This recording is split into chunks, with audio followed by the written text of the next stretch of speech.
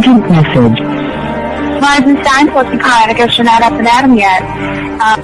This is me. You may call me with the message. Alright? Thanks. Bye. Skipping. Urgent message. Trying to get a line to call you. It's been, so problematic for some reason tonight. I can't get a dial phone to call you. So this is like my fourth location, and the phone went through. I could have talked earlier because it was right there. So if you haven't gone this week, call me back. Bye. Just wanted to say goodnight anyway. Alright,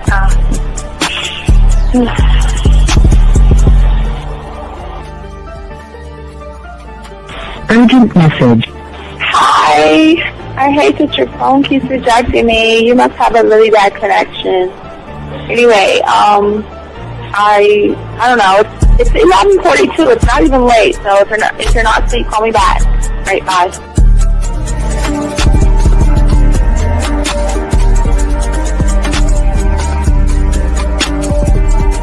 Skipping. Urgent message.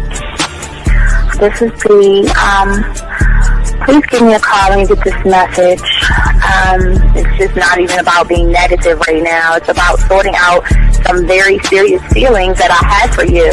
And, not being able to reach out and touch you and talk to you when I think it's necessary, when I deem it, emotionally necessary to talk. Not being able to do those things, I was not ready to subject myself to that type of, and I was not able to endure it.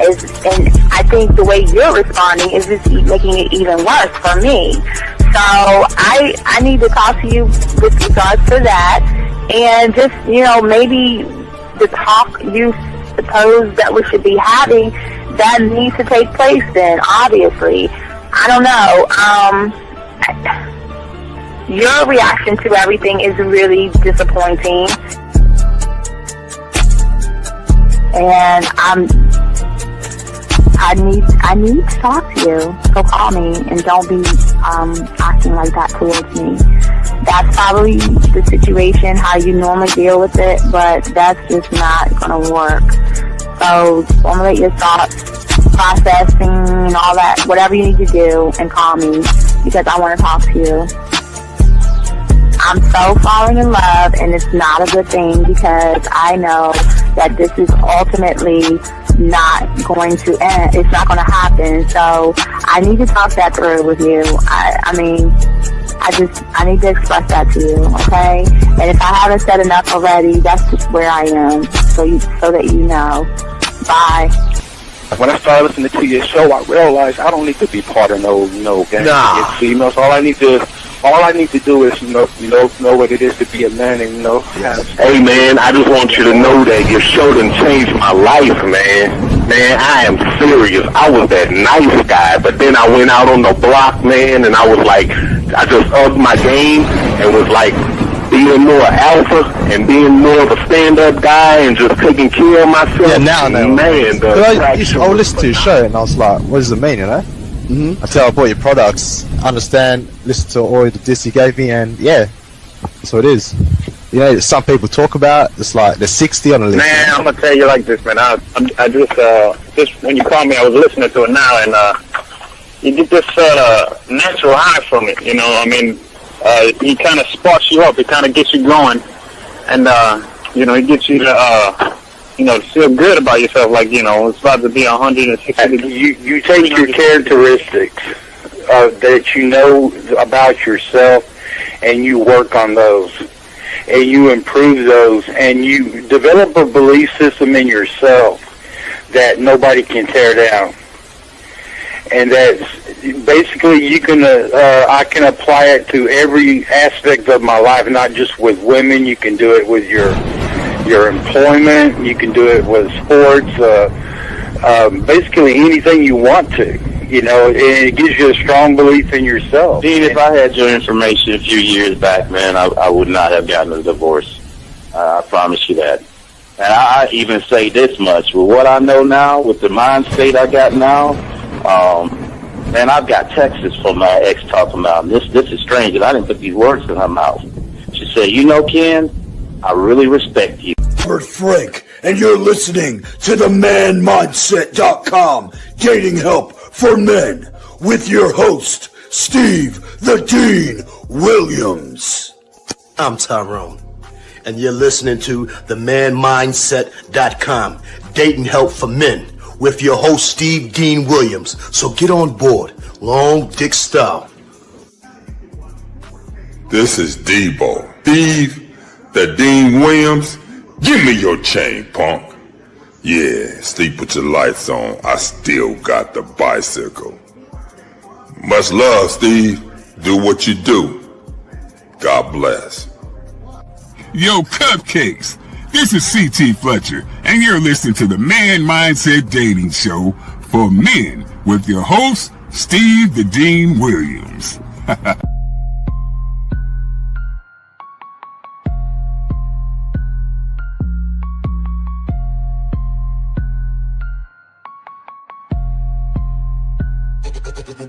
Hey, we keeping it real. Getting these women is really a skill. It's time to level up your appeal. Teach you the game, it's all right here. Next level concept. Never seen nothing like this.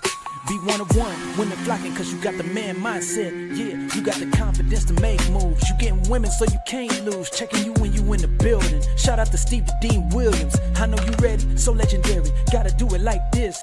Shooting shots, now you can't miss. Cause you got the man mindset. Yeah, you got the confidence to make moves. You getting women so you can't lose. Checking you when you in the building. Shout out to Steve the Dean Williams. I know you ready, so legendary. Bars coming in heavy. Dictionary secondary. Mine is like a machete, cut deep, visionary.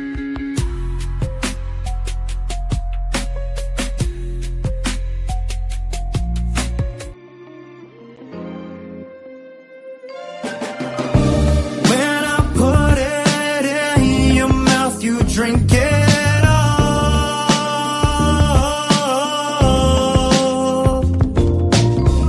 You take your clothes off every night just to call.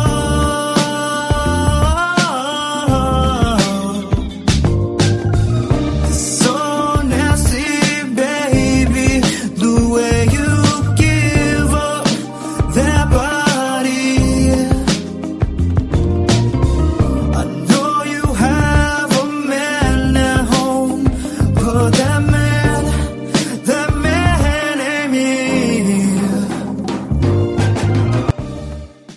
Everybody, it's your boy the Dean. Class is in session here for a few hours, guys, to chop up this game. Got a show with Bud in the morning and stuff like that. Still got some videos to drop you guys, so let's get into the show, guys. If you guys have a question, gentlemen, please call in.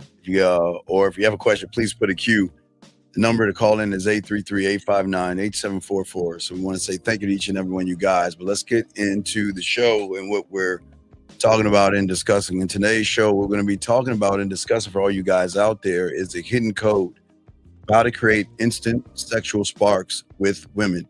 So we want to make sure that you guys lock in and get this game. And if you got a question, go ahead and ask. We'll be happy to answer any of your questions. Gentlemen, have you ever watched as a woman that you desire walk away with somebody else when you really wanted to be that guy? Maybe you saw her at a bar, maybe you saw her at a club or something like that, and there was this spark, and it was something that you really wanted to happen with this woman. And for a lot of you guys out there, you feel that you've done everything right.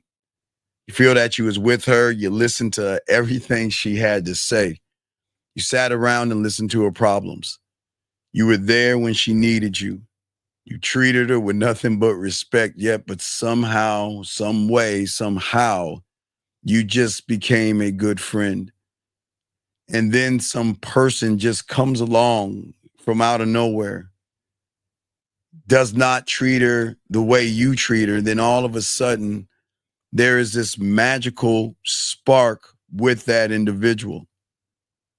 And this is for a lot of you guys, this is the dilemma that many of you guys have. Because the painful reality to all this is that most of you guys face every day is that being passive, being nice, walking on eggshells and beating around the bush does not, nor will it ever create desire. Being nice, kind, and sweet doesn't spark or ignite passion, gentlemen. Just being nice on its own will never create that exclusive sexual spark that makes a woman think about you day in and day out. I'm talking about when she doesn't want to think about you. When she gets into bed at night, she tries to clear her mind of her day, but there's just that one person that, man, is he going to say goodnight to me? Is he going to reach out to me? That thing, right? That thing. To where she goes to bed and she tosses and turns. And sometimes guys in the middle of the night, they grab their phone just to check. Then they wake up the next morning just to check. And all day just to check. The problem is, gentlemen, that it's not that you're being nice. The problem is that nice alone is something that is emotionally flat to the woman because it creates this thing that you want. But because you want it, it doesn't work that way. And it's comfort. Comfort will never create desire. Outside, gentlemen, outside the walls of comfort is a created desire. And that created desire requires certain things. It requires tension. It requires emotional peaks and emotional valley, in the woman. It requires a man who actually understands that there is a hidden code to all of this game that people on the outside will never talk about because they don't understand it. They think all women are a certain way, and that's not true. And this code that I'm talking about that some men seem to really understand, while there are those out there that struggle their whole entire lives without even trying or tapping in to crack that code. And these men, I mean, these conductors or these one of ones that create this attraction are not necessarily, gentlemen, better looking. They're not have to be more successful than you. They don't have to have a car or have nice clothes. Because the thing that separates them apart is their ability to create something in a woman that's primal. Primal. It gets down to her essence and her code. Her emotions can never be controlled, gentlemen, as I say to you guys. And it's not about what a woman thinks about you. Because I keep trying to tell you guys, a woman doesn't have to like you to sleep with you. She doesn't have to like you to have a one-night stand with you. But there's going to be something in you where she says, I don't even like you, but I just got to see what it's like. I don't want to be with you. I just want to see what it's like. I don't want to date you. I just want to see what it's like. You're not my kind of person. I don't want to be in a relationship with you. I just want to see what that dick do. I just want to see what it's like. Is it true what my friends say? Guys, I tell you, man. Guys, you remember I always used to tell you guys, I used to be so cold, man. Now, I always teach you this game that, it would, back in the day, now again, guys, y'all guys don't have enough game to talk to women at your jobs and stuff, so I would not recommend you talking to women at the job. But the thing that I was saying to all you guys out there is that I used to get what I call sidebar pussy on a different way, but I'll explain sidebar pussy in 1 second. Let me grab this call. Area code 21. What's your name and what's your question, sir? What's up? Hello, Steve. Can you hear me? Yes, I hear you very, very well. What's going on, buddy? How can I help you? I'm doing great. I have like a game question. Sure. So, What's going on, man? How can I help uh, you, buddy? What's up? okay, so I'm trying to create sexual tension, and I was texting this girl like 1 hour ago. So I was asking her for a selfie, and But wait, she's wait, wait, being wait, like wait, a wait, little. wait, wait, wait, wait, wait, wait, wait. And I got a video Okay, coming out about this. Where did you okay. why would you ask? Why was it wrong? Why was it wrong? Why was it asking for a picture was wrong? Why was it wrong? Okay. Okay, you got to remember the game that I teach you to go beyond the levels of thinking. Do you want to be average or do you want to create sexual tension? Which one do you want to do? You want to do what average people do or do you want to create sexual tension? No, sexual tension. Okay, so average people are going to say average things. Give me a selfie without reason behind why you want the selfie. You cannot just, And okay, you saying give me a selfie is going to put you towards dating. Remember, I'm going to teach all this. You are going towards hanging out, dating, and friend zone. I'm saying give me a selfie so I can tell you a little bit about yourself. Give me a selfie so I can talk some sweet noise in your ear. Give me a selfie so I can tell you why I'm even talking to you. Give me a selfie, but there is going to be a reason behind it. You just can't ask. Yeah, you just don't ask. Okay, guys, I'm gonna be dropping another video on this soon about this. Y'all have got to stop being average. Average people ask for average things. When I ask for something, I'm going to put a little flavor on that on the back end. Think of it as a sexual incentive.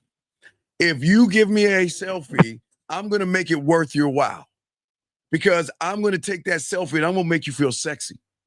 I'm going to make you feel something. Send me a selfie to a point where I train her well enough where she sends me selfies without me even asking for a selfie. I don't even have to ask for one. When you start tapping into that source, they just going to do it for free because they want to hear that ism you spitting on them. But if you're just asking for a selfie, what's the incentive, my friend? okay, so the incentive is she told me that I was playing. I said like this girl. I called about this girl like 2 months ago. I met her on the street. She said like she called me and I didn't like I said like why you calling me and she said for you to save my number. Then when I texted her, she said I already have a boyfriend and they didn't want to reject you. So wait, okay, wait. If she has so a if anything boyfriend, changed, wait. So did she call you and break up with her boyfriend? and she followed me on Instagram like because we All right, texted on SMS. Stop, please. Okay, How old are you? I'm 23. Okay. I didn't ask for her if she break with her boyfriend. I didn't want to like bring up another story. Stop. Okay. Okay.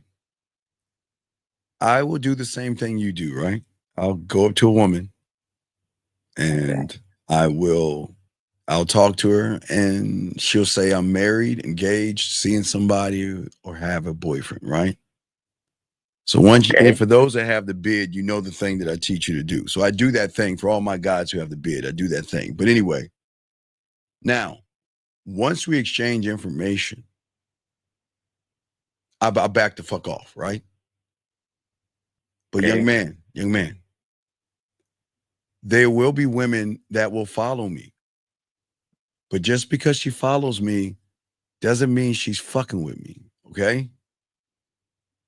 Just because she's following me doesn't mean she wants to fuck with me. Maybe there is a curiosity still, but she's not committed to the curiosity.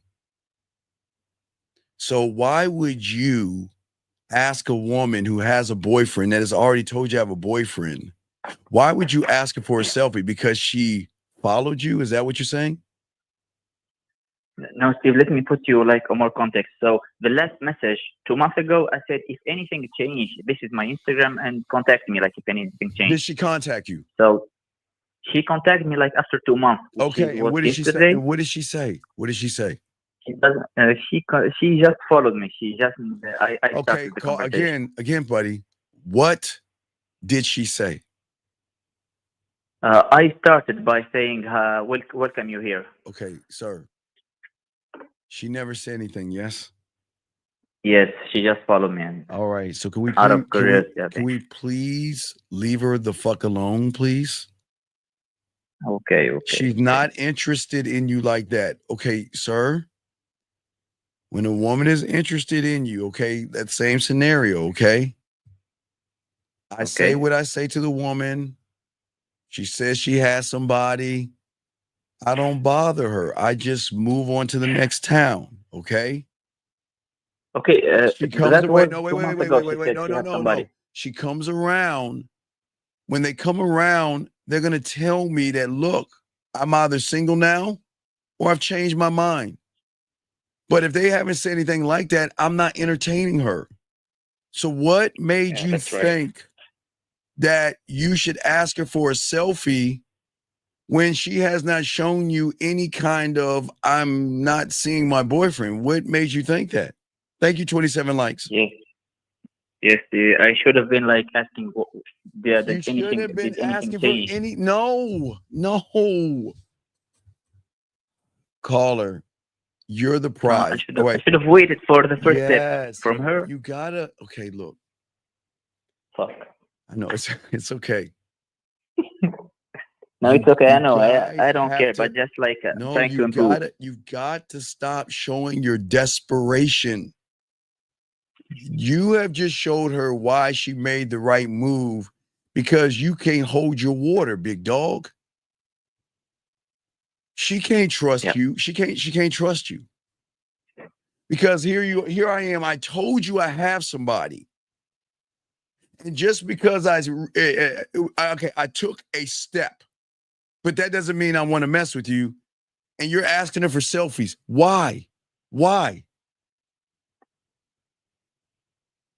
It wasn't like No, right. it was okay. Like right after taking, but Okay, listen to me. Please understand. And I don't think y'all niggas understand it. Every move I make is not for her. Never will be for her. was for positioning yourself. For me. It's always for me. I am that fucking arrogant. I am not running behind pussy. I just don't even know. Again, I don't know the first thing to do to run behind a woman. I don't call them first. I don't reach out to them first. And they always get at me. Brother, I'm trying to understand what is your thinking process behind all this? What are you thinking? So asking for a picture like was for a reason of her saying, "I will send me a picture so I can tell you something like about her." Not right you about don't her, but something I forgot. leave her alone. Okay. I will leave her alone. So just another question. So let's say the girl is interested and she's being pushy about the selfie photo. She's being like said, like, right. I already have my Insta pictures. I got this got locked in. I just told one of my clients today this. Man, Okay. I wish to God, Jesus, Allah, Buddha, Yahweh, hearts, elephants, whatever you pray to. I wish a woman would tell me I'll think about it. I wish a woman will say, I'm not sure. I wish a woman would say, you know what? Hey, why don't you just go to my page and look at those? Man, Lord have mercy. Give me a reason to roll out. I will never accept sloppy second photos. I don't listen to me. I need y'all to understand this. Okay. You are royalty. You are a king. You are an emperor. You are all these wonderful and beautiful things. Why the fuck would I accept a secondhand photo or a sloppy second photo that she's sending to everybody else. Do you know who I am? I mean, do you think that's acceptable? But yet, she's telling you, she's giving you pushback? Okay, Carl, listen to me. It's very important. All you guys need to understand this. Women love taking selfies, dog. They love it. I know, right? I know that. So if she loves taking selfies and she's not taking one when you request it, what is that telling you? What is that telling you? You tell me. Maybe I'm the ignorant one. Tell me, what is that saying? I want a selfie to a woman that takes selfies and she's giving me pushback and not giving me a selfie. What is she saying to me? The general thing is she's not interested. You mother. So why we okay. If you say nothing, that's right. If you say nothing and do nothing, which means you are nothing, then what is a nothing doing in my court or around me? She is a nothing. If she does nothing, she's a nothing. If I'm a somebody and she is a nobody and a nothing, why would I, a somebody, entertain a nobody when that nobody has to prove herself to me, somebody? She's got to prove to me. I think y'all think I'm crazy. I'm not joking. She's got to prove that. She's a nothing and a nobody. I'm not knocking him. I'm not saying she's low in dirt. She's nothing to me because she hasn't proven anything to me. But if I ask her to do something and she's giving me pushback, bye. That's it. Hey, I at least 4 clients today have this problem. And you know what I told them all? They just not interested. You got to charge it. Let her go. And then 2 of them came back like, well, why aren't you talking to me anymore? You know what I told them? They keep you a buck with you. I don't like wasting my time. Well, what do you mean? Listen, if I ask you to do something, I expect you to do it because I'm okay. Watch this, caller. Check this out. Yeah. Am I asking you to jump off a bridge? No. Am I asking you to take off your clothes? No. Am I asking you to rob a bank? No. So all I'm asking you is to do something that you do all goddamn day. You're telling me no? Then you're telling me that I'm wasting my time. So I wish you the best of luck. Well, no, I'll send you one now. No. I don't want it now because you're giving it to me now out of probably pity. I don't want your pity. Listen, hey, watch this, caller. Hey, look, I'm just not the right guy for you. Hey, take care. See that? Yeah, I hope you find what you're looking for. And you know what's so cool about that, caller? You know what's so cool about that? Yes. It still stings them because of the way I talked to them in the beginning, because they ain't gonna get that kind of conversation from me. So when they go away, they want to crawl their asses back and then give you a write-up of how sorry. You know, I didn't mean it. I didn't know you was gonna take it like that. You know, usually I don't like taking pictures and try to give you all these excuses. And all you gotta do is say, don't worry about it. I'm just not the right guy for you. You see that? Then they're going to try to prove themselves to you. And it's not manipulation. I'm saying I'm not the right guy for you.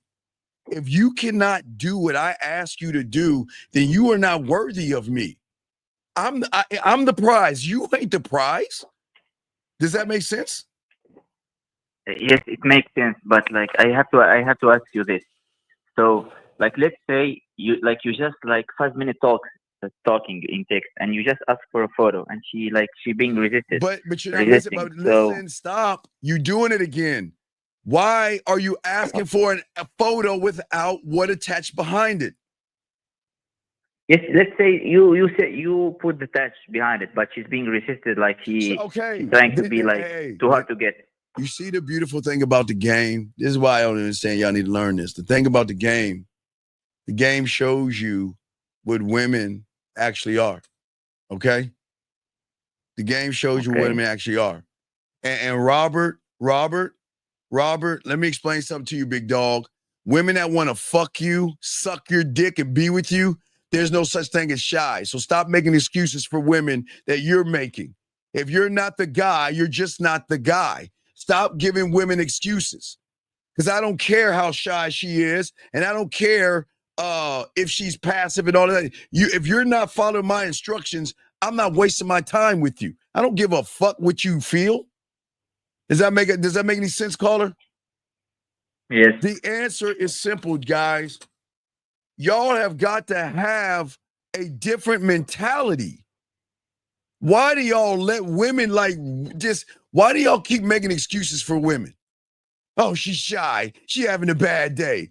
Let me tell you something. I know a lot of women that have a bad day that still send me naked pictures. I know women that have a bad day that still want to play with their pussies. What are y'all talking about? A bad day.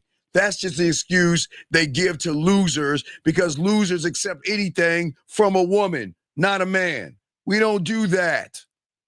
We don't accept crumbs. You see what I'm saying? Does that make any sense to you? Yes, and Steve is like putting yourself like away from the situation is the right thing to do at first because she doesn't know how you handle situations. There's no pull out. She didn't meet you before. Caller, please understand this. There's no pull out. There's no pull out. I'm gone. See, okay. So watch this. I know when she meets me, she's gonna meet someone she's never met before. So I already know that. But you have to understand this, young man. She still operates from the reality that you guys like you have created. Okay? Now watch this. Her reality, which is crazy to me that I don't understand this, she thinks she's special. She thinks she's the prize. She thinks she gets to call the shots. So she actually thinks that she's running things in her reality when she meets me. She's not running a damn thing. I'm not playing by her rules. I'm going to tell her what to do from the moment I meet her. And if she can't get those things done, then I'm gone. Does that make any sense? It makes total sense. Right. I thought I would be like, hold on, time out. Chris, I'm on the fucking phone. I see his goddamn question. Relax. I'm going to answer it, but I'm on the phone. Do you not see this? Relax. Go ahead, call it. Relax, man. God damn it. Go ahead, brother. You got it. Finish. What's up? I thought I would look like thirsty if I being too pushy, like about the dog. You're selfie okay. photo. So you asking for a selfie is pushy. That's what you don't understand. You're being pushy. Okay. It's not you're being pushy like pushy, but you're being like everybody else who is pushy. Okay. I'm going to be nice because what do I want on the back end? Go ahead and say it. What do they want? What? On the back end, what? I'm going to be nice because what do I want on the back end when you're in her reality? I want pussy, God damn it. Yes. I'm going to be kind. I'm going to be kind because I want some ass. I'm going to be nice because I want some ass. I'm going to ask you boring questions because I want some ass. So when you ask for a selfie, are you actually asking for a selfie, or either you position yourself to ask for some ass, or you position yourself to send her a dick pic? That's why you're getting the resistance, because they have met you guys before, man. Yes. Okay. I should not keep entertaining her. Like I just keep texting about nonsense after that. Wait. What do you, buddy? Okay. Why, man? Why do you hate yourself like that? Why are you entertaining the woman? Why? I thought I would look thirsty about the selfie photo, so I did change. We changed it to all right. So when a woman does that with me, right? Okay. Go up to a woman, talk to her, and I've said it several times. I don't ask for shit twice. I'm only gonna ask one fucking time. I'm gonna ask twice, right? Right. And I roll out, okay? But the difference between you and I is that everything you're doing, unfortunately, young man, and I get it, it's not bad, but it is bad. You're trying to fuck. So you're placing her above you. I'm offering her dick. I'm placing me above her. And as I roll out, the beautiful thing about what I'm doing is she doesn't know where she stands with me. She knows where she stands with you. And the only way that she's going to find out is that she begins to pursue me without me knowing. Guys, women are going to pursue you. They are going to run and check out what you got going on. They're going to check your social media. She's going to look at your text messages and analyze your text messages, your voice messages, and your videos.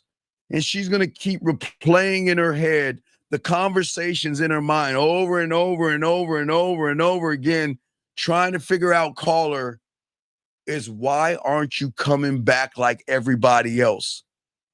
Why is it that you get this attitude, which she thinks is an attitude, we don't have one, but you get mad at her because she's not doing what you want her to do, and she's waiting for you to crawl back, but we don't crawl back. We don't run back, okay?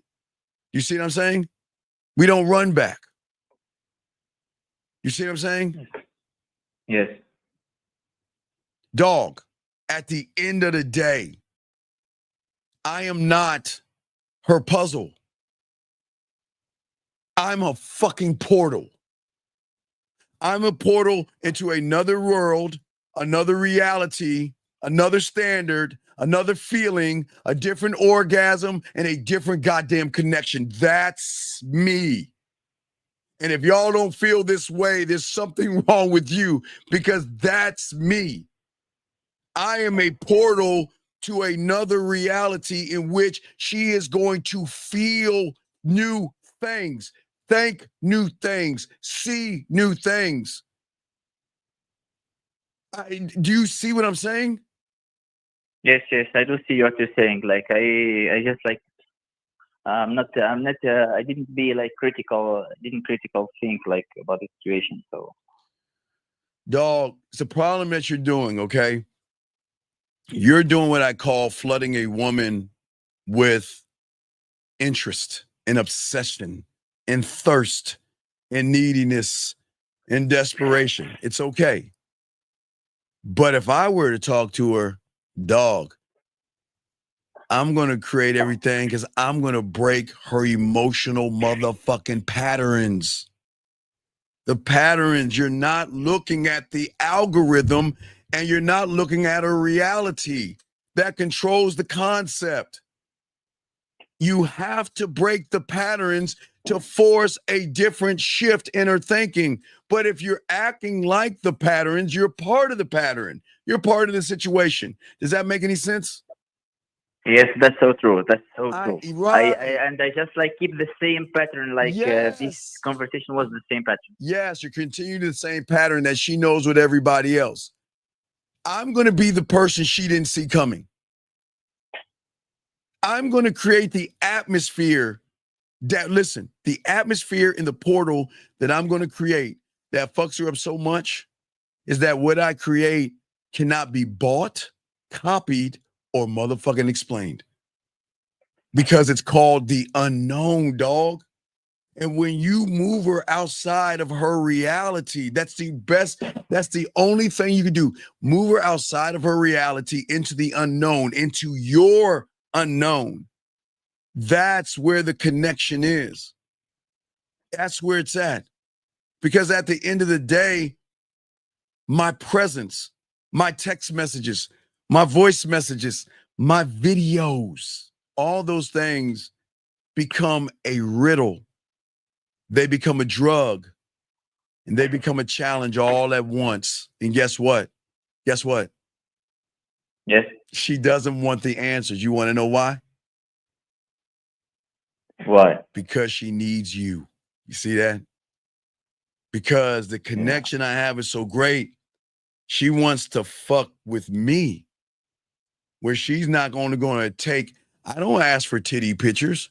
I don't ask for pussy pictures and ass pictures. I don't ask for taking a shoddy ass. I appreciate those, but I don't ask for those. She wants me to have those things. Where you guys get the front end of, nice little outfits, they want you to see their body and they want you to enjoy their body because they know that there is comfort in how you move.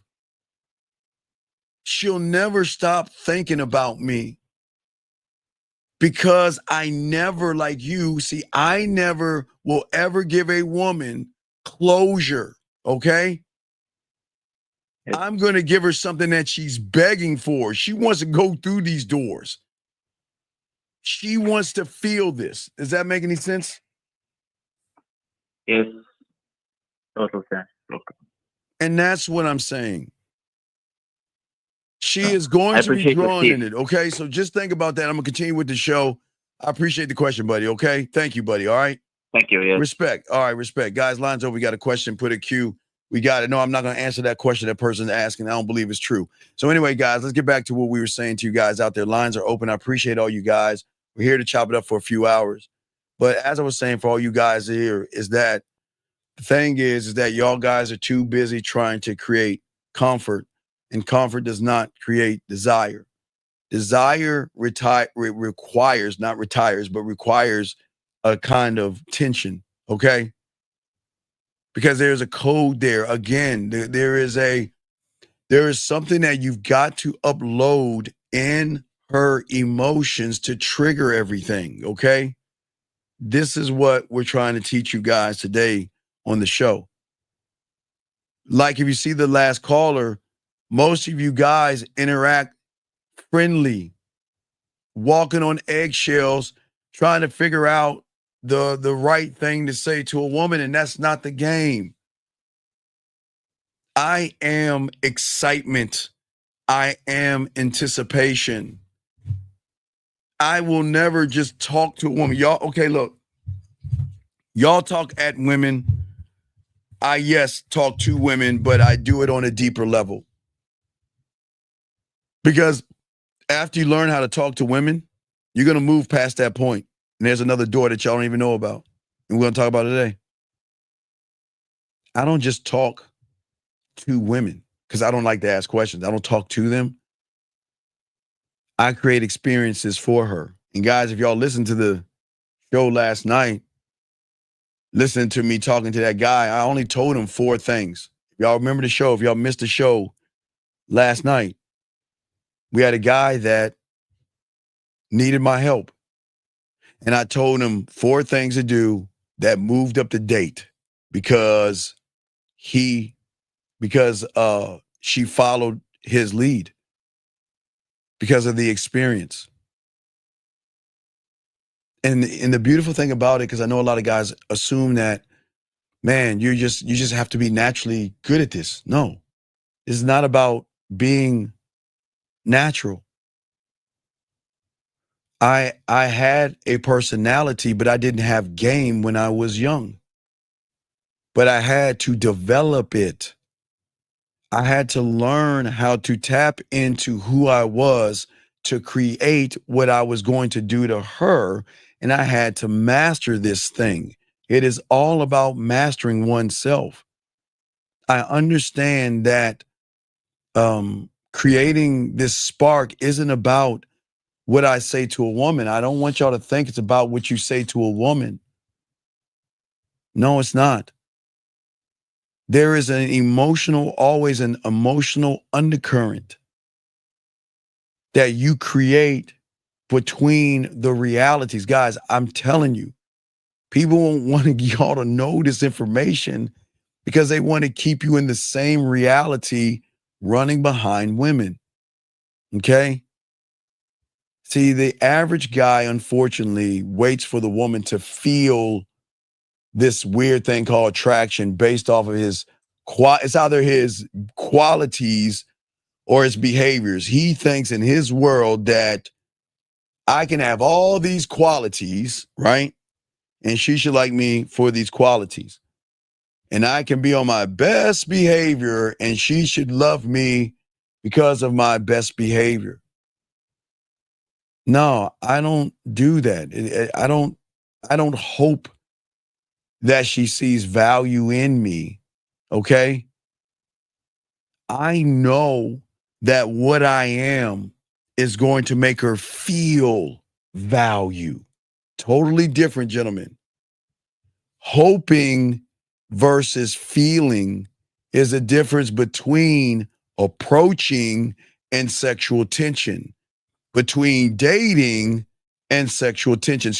Approaching in your bid and then dating and sexual tension. Excuse me, guys. And guys, you got a question? I got y'all. Please put a Q. The difference, gentlemen, is night and day. I enjoy looking at them. Again, guys, I like when their hair is, I told you, I like when their hair is down, but sometimes they put their hair up and they put their hair up. You know what I ask? Pull one little thing down just for me. And I know it's for me because nobody's going to ask that but me. So I know when she's taking a photo for me, even if she has her hair up, she's going to put that one little joint down because then that's her telling me this is exactly for you. It's for nobody else. And guys, was funny. They'll try to post that shit on the front end just to give you a signal like, hey, come back, talk to me. I'm missing you. And they'll just pull that one little strand down. That's my thing. Everybody has their own thing. So, but my thing is that one strand of hair. That's my thing. That's the thing for me. If she, because I like the hair down, but if she has her hair up, I always want to have a strand down. Or she puts her hair in a knot, pulls her hair back, pull one strand down. That's my thing. But y'all guys should have your thing.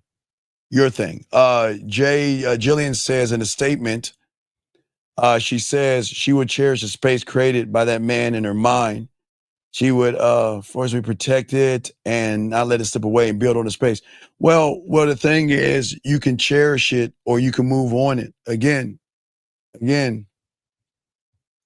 that's cool, cherishing it. But look at the reality that you're cherishing it in. All right, guys, let me explain something and tap into what Jillian's saying for all you guys out there. If a woman is cherishing and feeling from her reality, shit ain't gonna go nowhere. Because that's her place of comfort. I keep telling y'all guys. Now, cherishing you outside is going to have a deeper effect, Jillian, because if you go into the unknown, when you're going in blind and because of the trust that you have for the person and you cherish that, that's going to be much deeper than cherishing from your reality. That's what I'm saying, guys. Cherishing from a woman's reality right now doesn't carry weight to the man, Jillian, because you're cherishing from your reality of comfort, which means you're just looking and just looking at it from afar. You're never going to do anything because your comfort zone is going to keep you exactly where you're at until you or a woman goes into the unknown.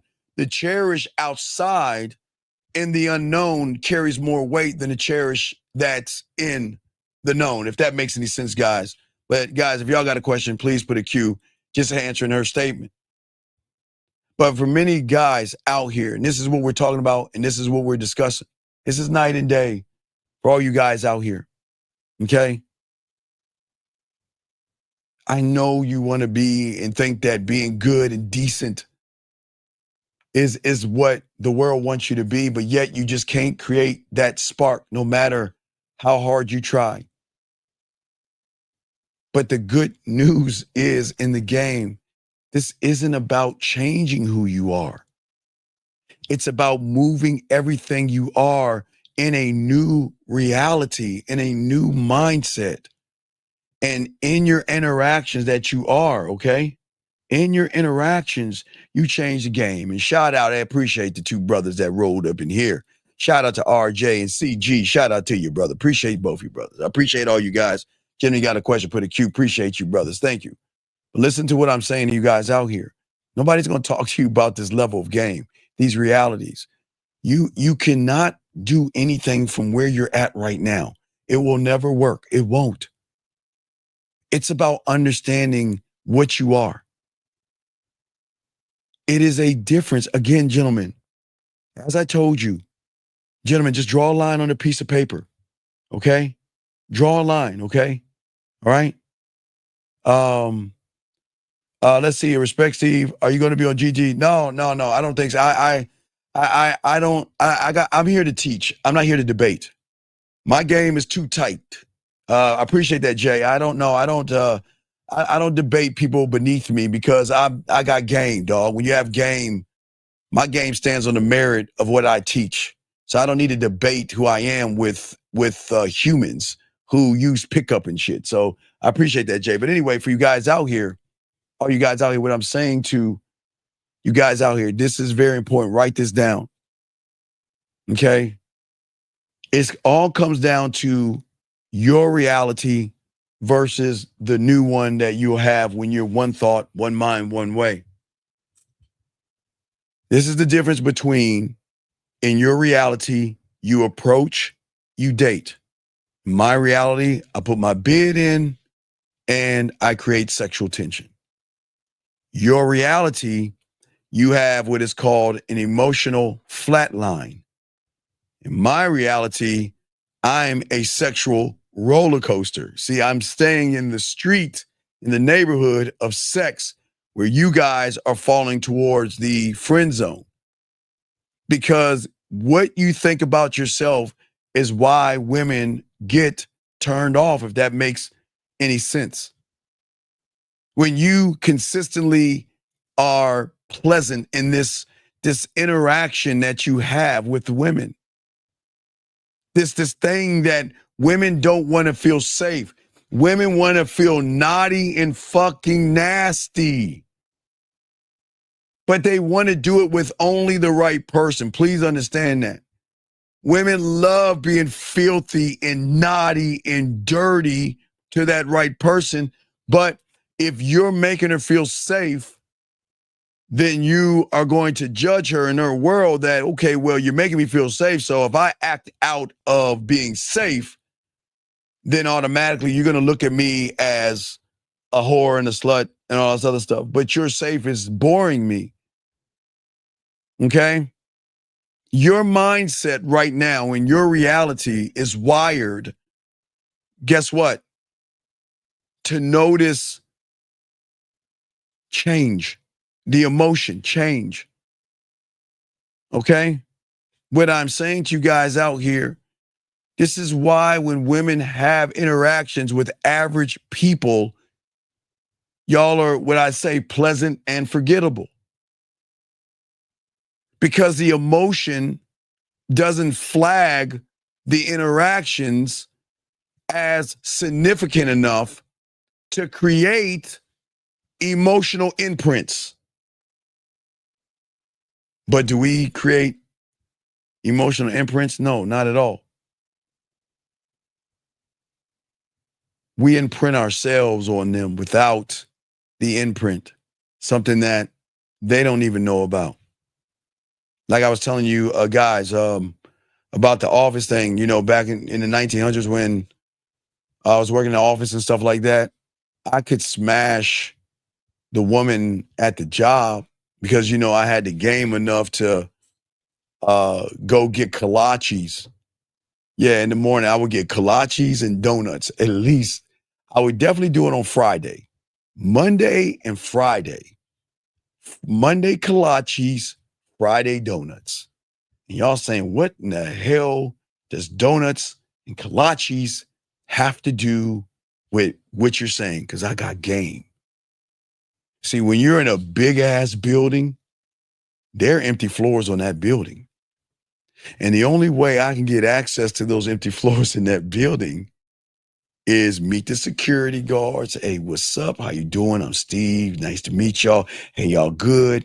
When I come in, hey, y'all watch the game? All right, guys. All right, man. Hey, when they have meetings and everything, right? When they have meetings and stuff, they always order like subs and potato chips or whatever they order, and they have leftovers. Man, I get all that shit together. Hey, fellas, hey, I made y'all a plate, dog. Here you go, dog. I got you. I got you. I got you. To the point where Monday, they know they getting kolaches from me. Friday, they know they getting donuts. Why is that? Because I've already put myself in a position to say, oh yeah, by the way, are there any empty floors in this building? Oh yeah. They got a floor up there. Yeah, they got a floor in this floor, that floor. Oh yeah, they empty.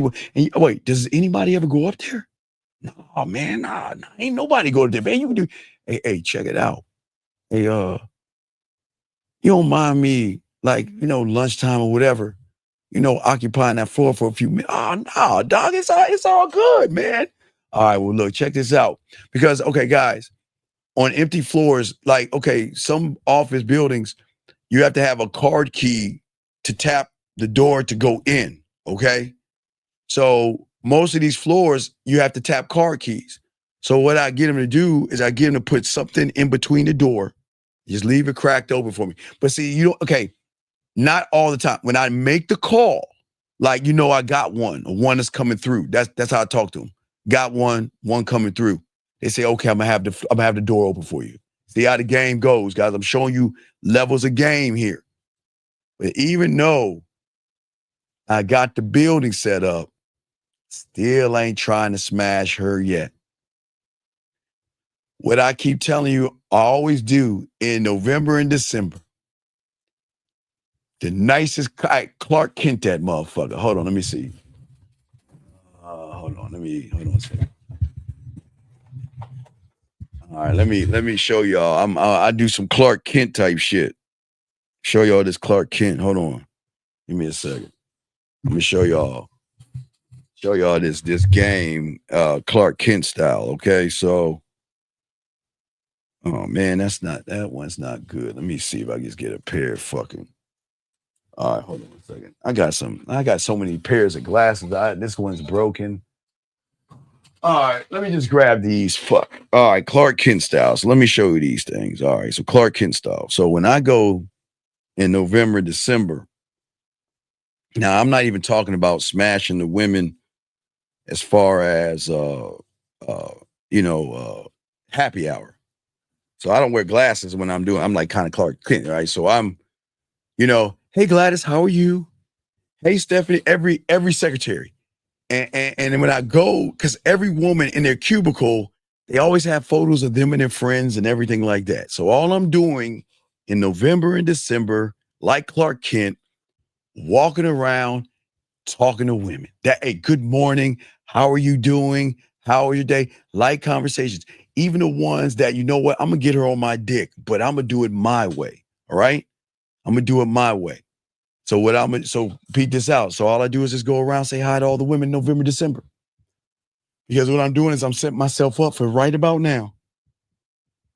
Springtime, summertime, 4th of July, picnics, pool parties, barbecues are all being set up in November and December to a point when they're going to have get-togethers, not find out about it. My first question is that, hey, are there going to be any women there? But what I do to reinforce the game now, okay, watch this move here. So once I establish the Clark Kent that everybody knows I'm a good guy, then I've got to disrupt that reality because they're assuming that I'm the good guy. That's when I go to happy hour. So remember, every office like high school, I've always taught you this in the 90s.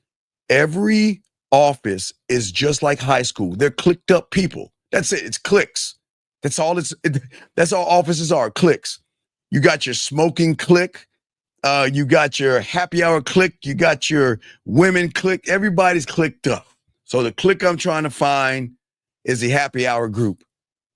Because now I'm about to bend and break the reality to my benefit. Because right now, they think, hey, Steve is the good guy. Steve's a nice guy. Steve's a good guy. Clark Kent, that motherfucker, right? Okay?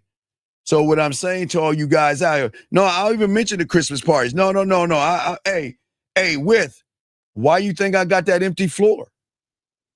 You don't think I'm smashing them motherfucking women up if we have the Christmas party in the building? Or if there's a hotel and we're doing it in a hotel, I'll get them to get a room for me or something like that. I'm fucking if I choose to fucking the Christmas party with, but I'm gonna keep going. So what I'm saying to you guys out here is that, no, it's not Clark Kent game. I'm just showing you the moves. I'm showing you the chess moves of how I'm moving, right? So then I go to happy hour, and that's where I rip open that motherfucking shirt, and I start pulling women. They see me kissing women, walking out with women, and doing all this stuff. So they take that virus, they bring it back to the office, and they start talking about Steve. Man, you know what? Do you know what Steve did at the happy? What you talking about? Man, he was talking to the women and all this. You mean Steve? And then that automatically bends the reality. Now, why does that work? Because now they know. See, let me explain something about women. When women have picnics, barbecues, pool parties, 4th of July parties, and things in the summertime, okay? In the summertime. When they set it up, 9 times out of 10, the girlfriends that they have are gonna say, are there gonna be any guys? Do you have any guys at the office going? And sometimes they say, yeah, there's some guys, but they're kind of lame and boring. And they're like, oh, damn, watch this. They have the picnic parties and all the other stuff. Then they ask, well, first I set myself up. Oh man, y'all, what's going on, Janice? Oh, nothing. Oh, we're just having a party this weekend. Hey, I forgot to tell you. It's called game night. I'll keep telling y'all game night. Yes, game night. Now, there are different game nights, and I'm not going to get to the swinging aspect of how women post in the grocery stores. I'm not gonna give you that game. I taught you that long time ago. I'm not gonna get into how you can understand the code of swinger parties and things like that in the grocery store where they post it, but I'm not gonna get into that. But anyway, so on Fridays and Saturdays, what they have is this thing called game night, okay? Now, what game night is when not couples, but people get together, they drink, they enjoy themselves, and they like play games like Pictionary, and they just play like games, like a bunch of kids or whatever. But there are a lot of women there, and I need to get myself in these situations. So, hey, Glass, what's going on? What y'all got going on tonight? Nothing. Oh, but we have something going on Friday. Oh, what you got going on? Oh, we just a bunch of my girlfriends and us, and we're going to get some people together, and we're going to da-da-da-da-da. Oh, so when am I going to get my invite? Oh, sure, you can come. Are you sure it's cool? And then once she knows I'm coming, she paused her feared. How do I know? Because the women I'm smashing, I'm telling you how this works. When a woman knows that one of the guys that's smashing a ladies' man, a 608, not a 304, because I'm a 608. When you're a 608, you're a ladies' man, you have game, they're going to tell their girlfriends that, hey, you know what? We got somebody new coming. Oh, tell me about him. Girl, let me tell you about him. Watch it. They're going to tell my resume. Man, you got to watch out for this guy. He's kind of like a whore, like a ladies' man. He's just like smashing women out here and doing all this other stuff. So she's already Paul revering my information over to the party. So when I go to the party, they know more about me than I know about them, because I put myself in a position to let all the women know, or they know because they gossip, that Steve undercover is a 608. He's a whorish ass motherfucker. He's a whore. He's nasty. So you got to watch out for him, because he going to probably try to talk you out of your panties, girls. You better be careful, da-da-da-da-da. And women love that. They love that. So when I get in there, I get a few of them and all this other stuff.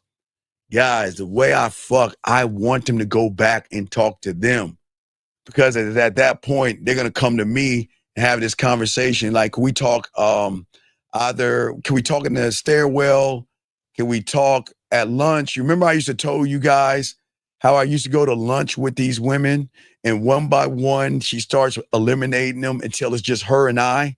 And then we just go to the park, whatever. So there's so many ways to get this game. But what I'm saying is that I am actually creating an imprint on the woman to see the value and depth that I have.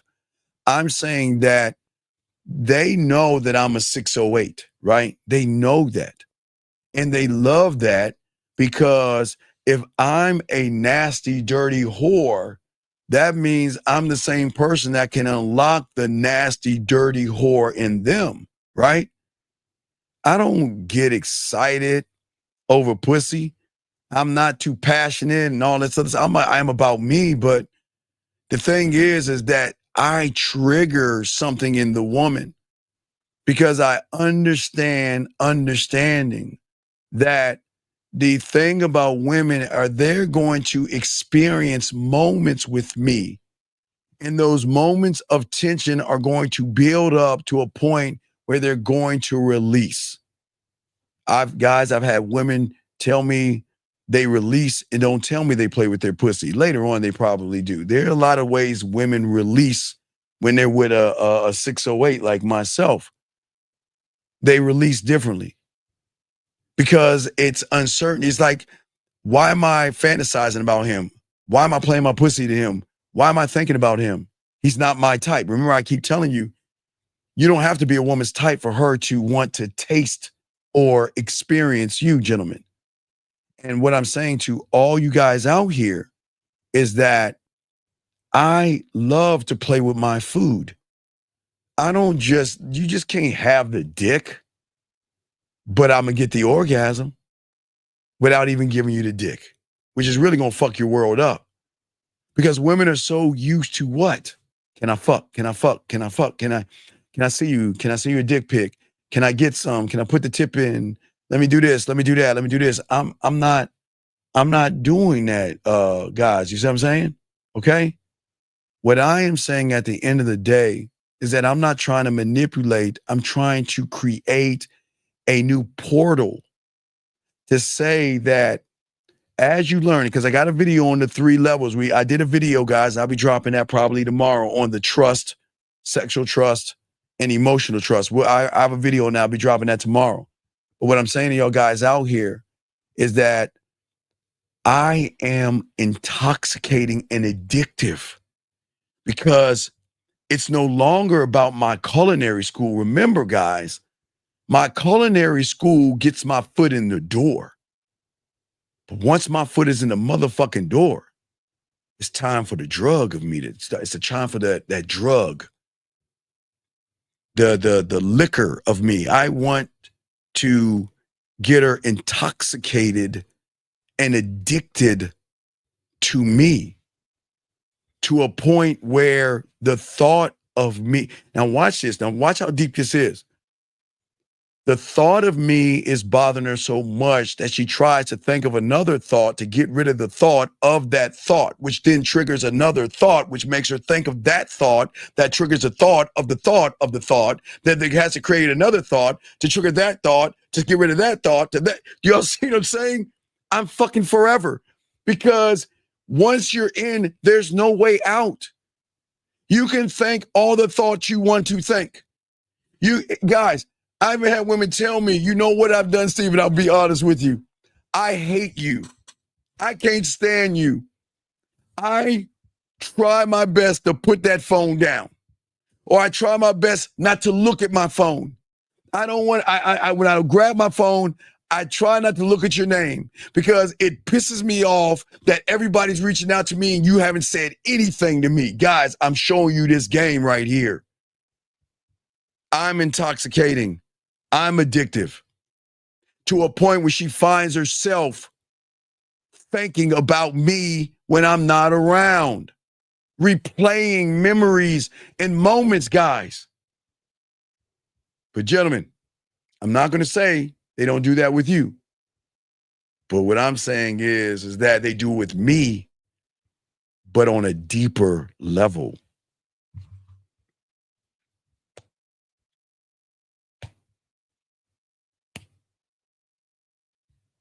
The end. With you guys, they're like this. Read, no impact. My voice, my videos, and then the live interactions that we have begins to start the replay, if that makes any sense, gentlemen. Replaying the moments of sexual tension. Replaying the moments of what she begins to feel is what? A connection. To wondering, why is he gone or what is he going to do next? But I don't know, but I want to find out, gentlemen. And it is at this point, gentlemen, that this is where the split happens, gentlemen, because most of you guys are too busy seeking approval versus offering the dick. Your approval turns women off. You seeking it turns them off. When you guys structure all your interactions around seeking a woman's approval, you're triggering things that are going to dry up the pussy. It's going to show how weak and inexperienced you are. Women will always be feeling and connected to a person that they perceive to have a higher value. I didn't say high value man, but a higher sexual and emotional connection. It's not you being emotional, it's how they feel about you when they think about you. This is deeply, deeply ingrained in these women, and they're going to hate you for that shit. Because how do I get that man out of my mind? What did he do? He didn't do it. He hasn't even hit this pussy yet, and yet I gotta have him. I miss him. I think about him. I want to be with him. I need to see him. And what the fuck? Oh my God. Hey, gentlemen, if they think that way and I haven't laid hands on them, God help them when I put my hands on them, when I pussy and everything. Y'all already know the fentanyl of that motherfucker. But we're not even going to talk about that. What I'm saying is for you guys out here, for all you guys out here soaking it up, and guys, if you got a question, please put a Q. We got you covered. What I'm saying is that when you do not know who you are, you create more problems in our world than solutions, okay? The sense for her approval is disapproval to her because it creates imbalance. You want balance. Okay, the reason why she's in control right now is that she has balance in her algorithm to the average guy that doesn't have balance. That's why she's in control, because she's connected to herself. Doesn't mean that doesn't make her have insecurities and all the other stuff, but she is more connected to herself. She has balance. So when she meets someone who doesn't have balance, her balance overrides his balance because he's tilting. Okay? You see what I'm saying? That's what creates the unattractive person, because there is no balance until she meets the one of one, the one thought, the one mind, the one way. Okay? The man that communicates that, guess what? I am not going to modify your behavior to please you. You're going to want to modify your behavior so I can please you. If she doesn't modify or go into the new reality, she doesn't get the benefits of the orgasm. She doesn't get the benefits of my text messages. She doesn't get the benefits of me because I'm not playing in her reality. I'm not doing that, gentlemen. Do you see what I'm saying? Shout out to the 62 likes. I appreciate that. Does that make sense? And see, what most people don't understand is that we got to stop trying to seek her approval. We've got to stop doing that, because I'm going to trigger things in her that she doesn't even know. She can't even approve of it because it hasn't been created yet. Listen, do y'all hear what I'm saying? If it hasn't been created, how does she know what's going to happen? If it hasn't been created. This isn't about compliments. This isn't about withholding positive feedback. It is all about expressing appreciation or saying that, you know what, I see you. And that carries weight because there's nothing behind it. Gentlemen, if there's ever something behind what you do, then they're going to see you as a fraud. They're going to see you as a fraud. When I compliment a woman, it's specific, it's thoughtful, and it's based on an appreciation, because I'm not calling you sexy. You got to earn sexy. You have to earn beautiful. You have to earn me talking shit to you. You got to earn that, which means she knows it's not generic and soft and weak. Okay? I compliment because guess what? I like to highlight her lowlights. And when you can highlight her lowlights, that means that she, through you, can bring the lowlights to highlights. Then guess what that means? That means her self-worth is going to start to have balance. Remember, whatever is low, you highlight, bring that up. Whenever she's sick, low, bring that up, feel sexy. Whenever she's not feeling good or whenever she's stressing, low, bring that up. Then you are going to be different because you're not doing it, not because I'm a good guy, but I'm not a nice person. Nice people are terrible people. Good people are good people. You see what I'm saying? At the end of the day. At the end of the day, okay? And what I'm saying to all you guys out here, that the way I can conduct myself is that they know that they want my approval. They look for me and they tell me things and share things because they earn me. They have to earn me.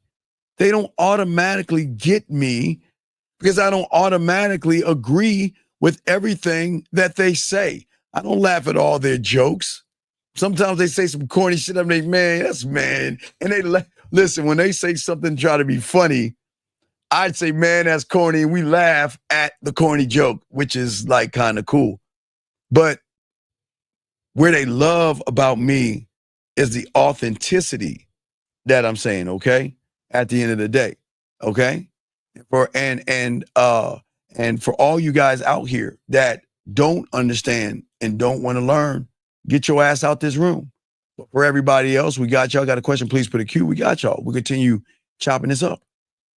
But what I'm saying to all you guys out here is that at the end of the day, is that I'm going to trigger things in her, okay? Trigger those things.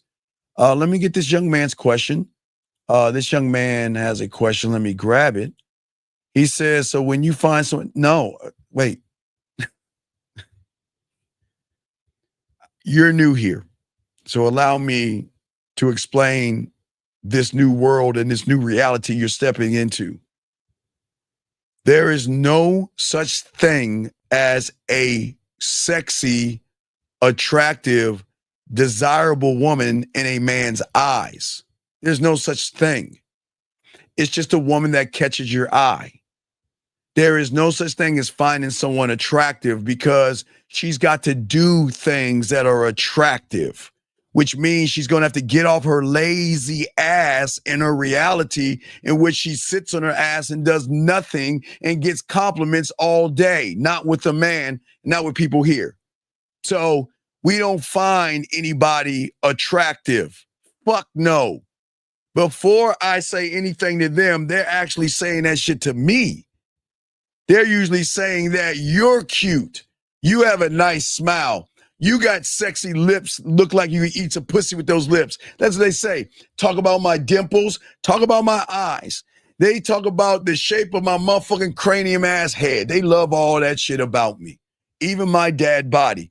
But the only time I tell them they're attractive is when they start showing me why they deserve the word attractive. So right now, I understand your reality, and you think in your reality that you got to kiss a woman's ass, and that shit is why y'all fail. You're giving somebody attractive that you don't even know, and that is crazy to me. It is nothing wrong. You like what you like. Real quick, before I get to Jillian, hold on a second. You like what you like. All you guys, look. If you like ass, I'm an ass man, like you guys. If you like ass, cool. If you like titties, cool. Hell, if you like the female body, good, that's cool.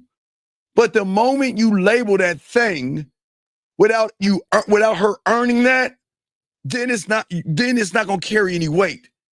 Because it's gonna show your lack of inexperience in the bedroom. It's gonna show your lack of who you are. She's like, wait a second, how the hell you'll call me attractive? I don't even like myself sometimes. Sometimes I don't like the woman in the mirror. Sometimes I have low days where I feel like crap. But here you are calling me attractive. Motherfucker, you just trying to fuck me. Do you see that, guys? I hope you understand. Y'all better stop calling women attractive. Y'all better stop doing that. Stop doing that, because you're calling someone attractive that knows that, you know what, man, you're just saying it because you want to sleep with me. Let me get to this question right here. Isn't the connection that she feels only one-sided if he never actually feels a connection or expresses a connection himself? No. Johnny, this is how it works, okay? Just like I was talking about the attraction thing. When you move outside of your comfort zone and show him things that is already requested, you will be rewarded. That's what you don't know.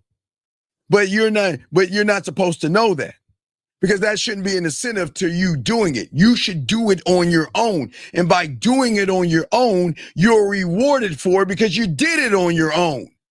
If somebody is really trying to prep you up, push you outside that circle, beg you, and tell you all this stuff you want to hear to do that thing, Jay, are you doing it because you want to do it? Are you doing it because he influenced you to do it? And there's the problem.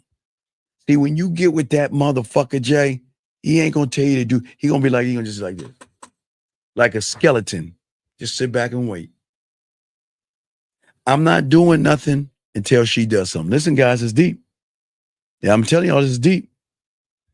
I'm not doing nothing until she feels like she's going to do something through her free will. It has to be you. But see, you can't accept or assume, well, not accept, but in your world, you think that you need some kind of validation or something from him to push you over that edge. No, the validation and all that other good shit happens when you get your ass over the edge, your goddamn self. See, let me explain for all you guys out there. If you guys are messing with a woman and she's unsure of herself, don't push her over that edge. Don't do it. Because she's not ready. And sometimes that's going to trigger more hatred in you, because she's going to feel like, I never wanted to do it in the first place. And you kind of coerced me. See that? Y'all don't want that, right? Right? Every woman that fucks with me, guys, and when y'all get this game down, everything that they do, I want them to do it at 100. Knowing that when they do it by themselves, even though they don't know, like Jay is saying right here, listen, see, what women don't know, and this is a great example right here. A lot of women don't know the benefits after the storm, right? They're only looking at the storm and assuming that I feel like I'm in it all by myself. You are motherfucking right. You are by yourself in your goddamn reality. I'm not going in that motherfucker. You got to come out and get over here. But I'm not going in there to pull you out over here. I'm going to be sitting here waiting just like this. I'm waiting for you to come to me. Guys, y'all hear what I'm saying? You have to trust what is on the outside and that unknown enough to say, fuck it. I'm going to do it. It's like, people at one point thought the world was flat, right? Until they got to that edge and took that extra step and realized, holy shit, the world is not even flat. But gentlemen, this is what's important here. Don't ever go into a woman's reality and lie to her, manipulate her, deceive, beg, give her comfort, give her security. Fuck no, don't do it. Let her see the storm and let her fear the unknown. Because when she does it on her own, and she does it on her own with no one telling her to do it, the reward is going to be greater because she did it without any force. And because she did it all on her own, that's what reaps the benefits. You see what I'm saying, guys? But guys, don't tell women. And Jay, you're not supposed to know that, but that reaps the benefit. But guys, you don't tell them. You don't say, "Hey, baby, look, you cross over into my world, girl, and you really gonna get treated right." Why would you do that? You know what you do? You give her little pinches and samples. Gentlemen, let me explain this to you. Give her dick crumbs. Give her samples of letting her get light experiences of what it's like as the crumb. And then she crosses over, she gets to experience the cake. But she doesn't know there's a cake on the other side. All she sees is clouds and darkness and just, I don't know if I should even, I'm just nervous. I've never been outside of this place before. But see, as one thought, one mind, one way, that's how this has to work. That's why, guys, we always show you we don't run behind pussy. When they fuck with us, Jay, when they fuck with us, they fuck with us. That's just the truth.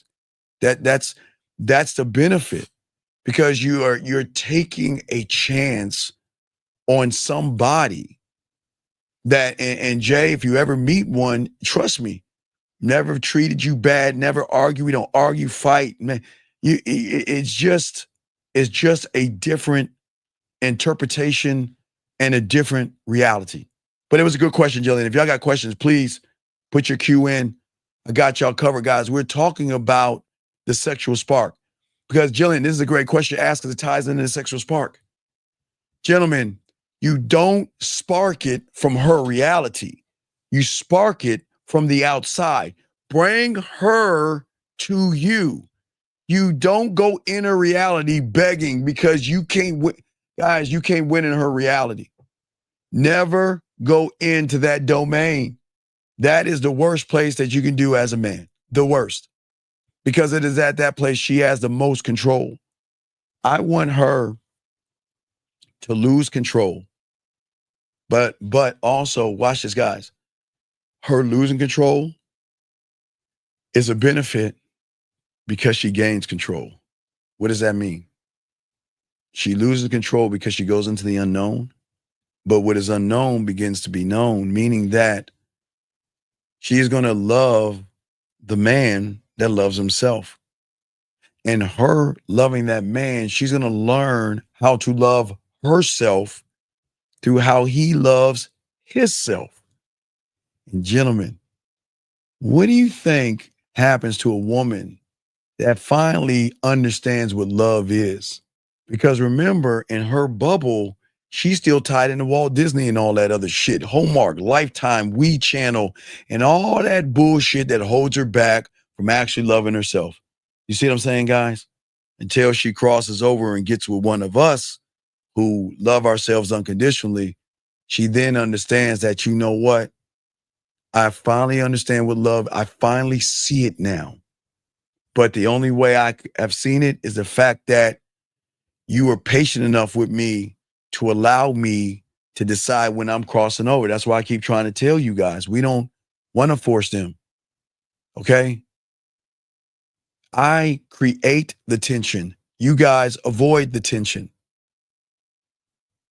You guys turn women off because you guys operate under this fundamental misconception that harmony, rainbows, and unicorns and Tampaxes are the path to her heart. Oh, and don't you want to say "oh" to that? That's so cute. And because you want that heart so bad, you avoid. But let me grab this call real quick. Area code 562, sir. What's your name? What's your question? Name's David. Can you My question- speak up a little bit so we can hear you, brother? What's up? I said my name's David. Okay, what's going on? Okay, so my question is, I have a hard time dating because, like, I mostly use dating apps and it's really hard. So do you think instead of just like wasting my time on that, what if I kind of just like pay for it? Wouldn't that be? Do you think that's like a better choice instead of me wasting my time? What do you mean, buddy? Wait, I don't understand. What do you mean, buddy? What do you mean? Like, instead of like wasting my time and then, like, let's say if I finally get a date, like, spending money on like the date and all that, would you think it'd be better if I just like save up money and then just like kind of just pay for it. Wait, pay for what? What are you paying for? Pussy? Yeah. Well, no. Hey, listen. I'm going to shock you on this one. I would pay for it. Yeah, I think you should save it. I would do that because remember, young man, you got to remember this, and this is no disrespect. Everybody can't be a man. Sometimes a duck will try to be a lion, but is going to realize it's going to quack instead of growl. So what I'm saying is, if you feel that you got to pay for it, then I would save your money and pay for it. I have no problem. But for the guys that had a game, I'm getting gifts. I'm getting shoes and jewelry and watches and being flown places and shit like that. So, and I ain't paying them for anything. I'm just giving them orgasms. But if you want to pay for it, I say go ahead and pay, buddy. I think, and I, you know what I like and appreciate you. I think you realize what you are. And I think that you just need to tap into what you are. And that's a guy that's going to trick his money. So trick your money and pay for it, buddy. Everybody can't be a man, big guy. So Okay. yeah, so yeah, you good, man. I be proud, dog. Don't feel bad that you got to pay for it. Look, somebody's got a trick, dog, and that doesn't make you a bad person. You just got to accept that you'll never be a man in a woman's eyes. So you'll pay for it. She'll lay on her back like a corpse. She'll hurry you along and move on, and that's just going to be your life. But it's cool, man.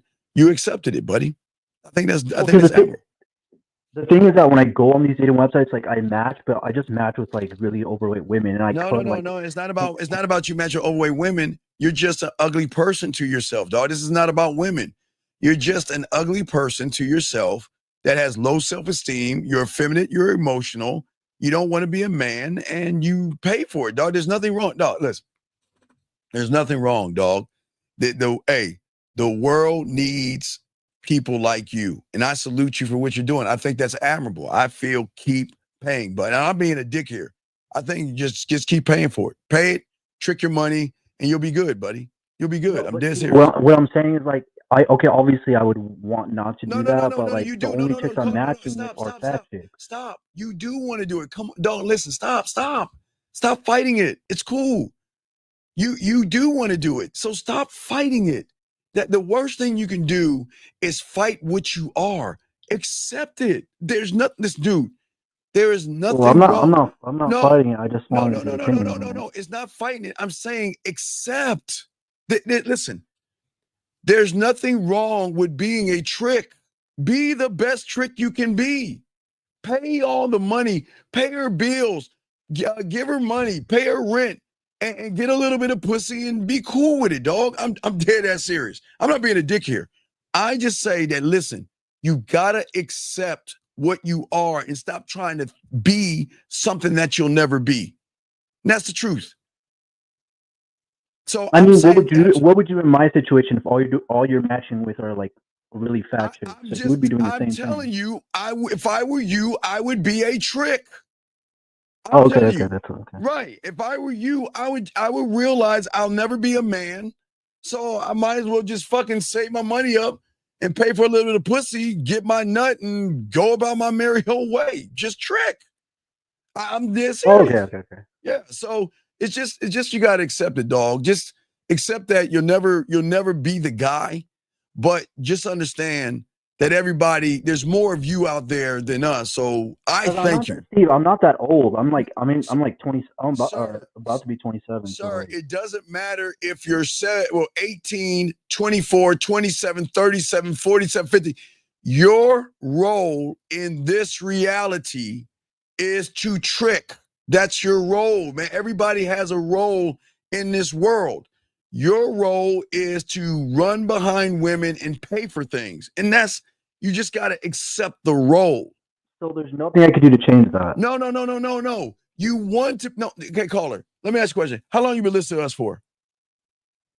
Like today, like the last 15 minutes. Okay, so this is the first time you listen to us?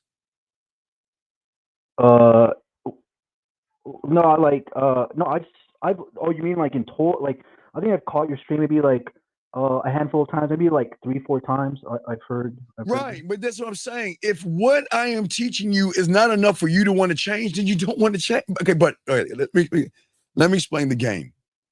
The beautiful thing about the game is that it forces you to see you for what the fuck you are by the moves you make. And if you're not making moves, you're just fighting the inevitable. You're not that guy. You don't listen. I know the words sound good to say, I want to be different. I don't want to be this way. But that's the bullshit y'all do when y'all write shit on paper or have New Year's resolutions. In the game is all about action, buddy. Action is truth, period. And your actions have showed that you don't want to win. So I'm saying that this is not me tearing you down, because there are a lot of guys like you. They bird watch like you. They don't take action. They don't want to grow. And then they want to get a sob story of poor me. No, it's cool. Nobody's mad at you. I'm just trying to get you to okay. It's like let me say a lesbian, because I don't want to disrespect it. It's like a woman that likes women, right? And she fights it and fights it and fights it and fights it and tries everything she can, but she's drawn into other women. And God bless them. God bless you, women. Not you men, I'm not gay. I'm not. No, gay. no. I'm not calling you that. Your mentality is showing you're that to a woman, not to me. I'm saying that because when I pay for it, it's with women, not men. Though. I know that what I'm saying is that these women are going to look at you as an asexual or homosexual or weird. So they're going to give you sex by laying on their back like a corpse, let you have 2 or 3 minutes of a stroke, bust your nut, pay your money, clean themselves off, and move on. That's going to be your life. It's okay. Everybody cannot be a man. I'm dead ass serious. And it's not you. It's not me knocking you. Listen, your actions are telling the story. Does that make sense? Your actions. It's not what you're saying right now. Your actions. Does that make sense? Like you're saying that, like me paying for it is like. No. Okay. All right. Let me give you an example. When I was 9, okay, I was getting girls.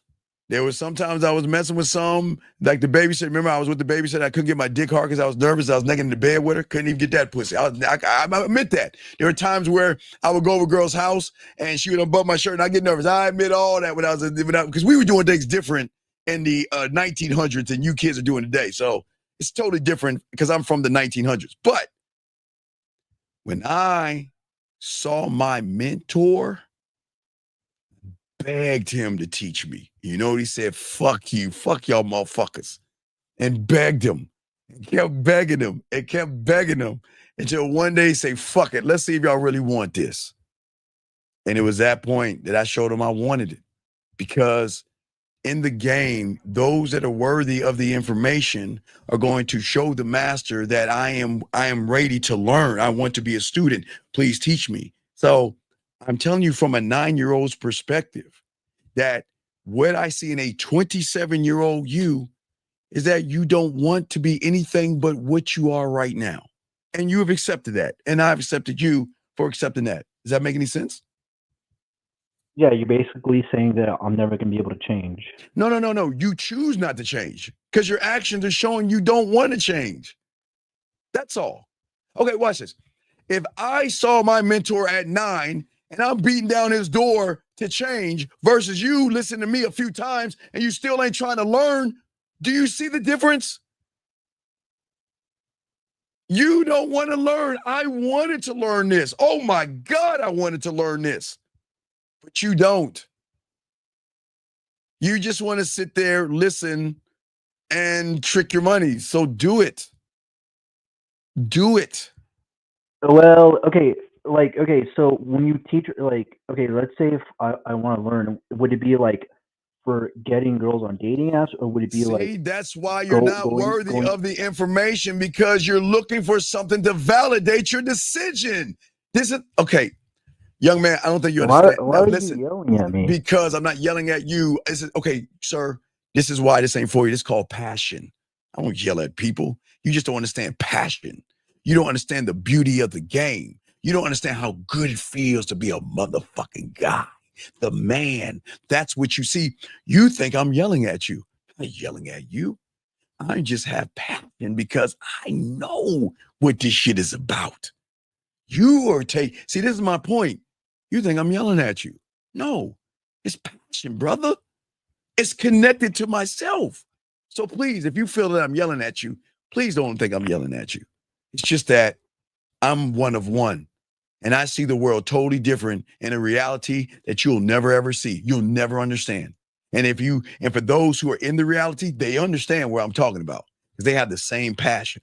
And that's what women feel when they want to fuck with us. But caller, I'm saying to you, young man, is that you got to listen to how you're talking.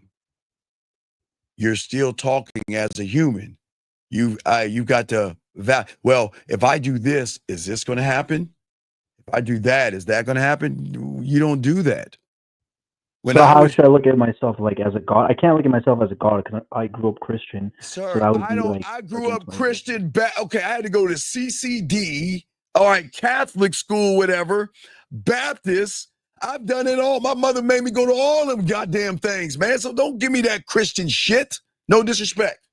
What I'm saying to you is this is the problem, man. You keep making up these excuses. I'm telling you. Well, I thought you were going to tell me to see myself as a god, and I can't do that. I didn't say see yourself as a god. And 1 second, excuse me 1 second. 1 second. Give me 1 second, young man. Give me 1 second. Let me make some course correction. Excuse me 1 second. Sir, if you feel that this is bullshit, not you, caller. If you feel that this is bullshit advice, then I say this with all due respect. Not you, caller. Fuck you. Not you, caller.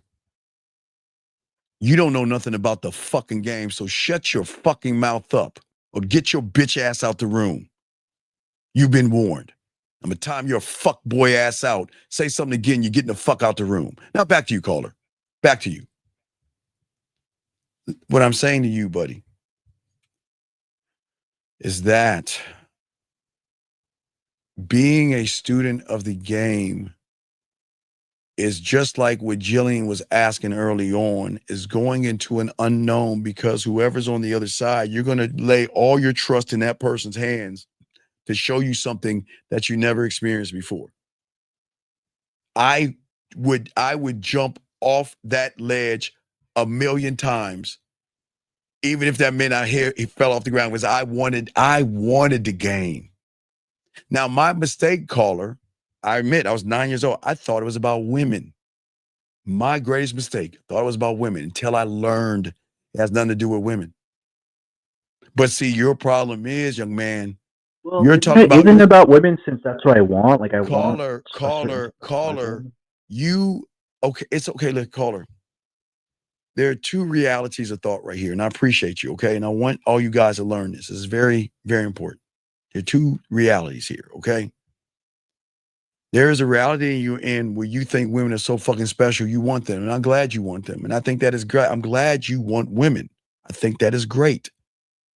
But in this reality that I'm teaching these guys, we don't want women like that. We're not going to run behind pussy.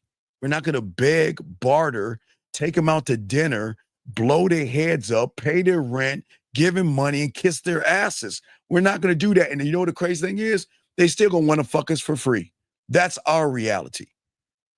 I am not running behind pussy, and I'm not going to teach any man that wants to learn your value and learn your worth.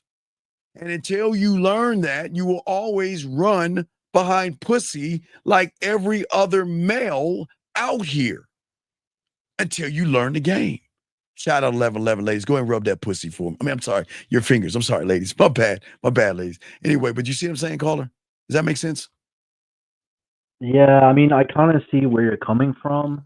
Okay, but you said you're like from the 1900s. I'm assuming you're saying because you were born before the 2000s. Well, I am. I So was born in 1971, so wouldn't I be from the 1900s? That's the truth, isn't it?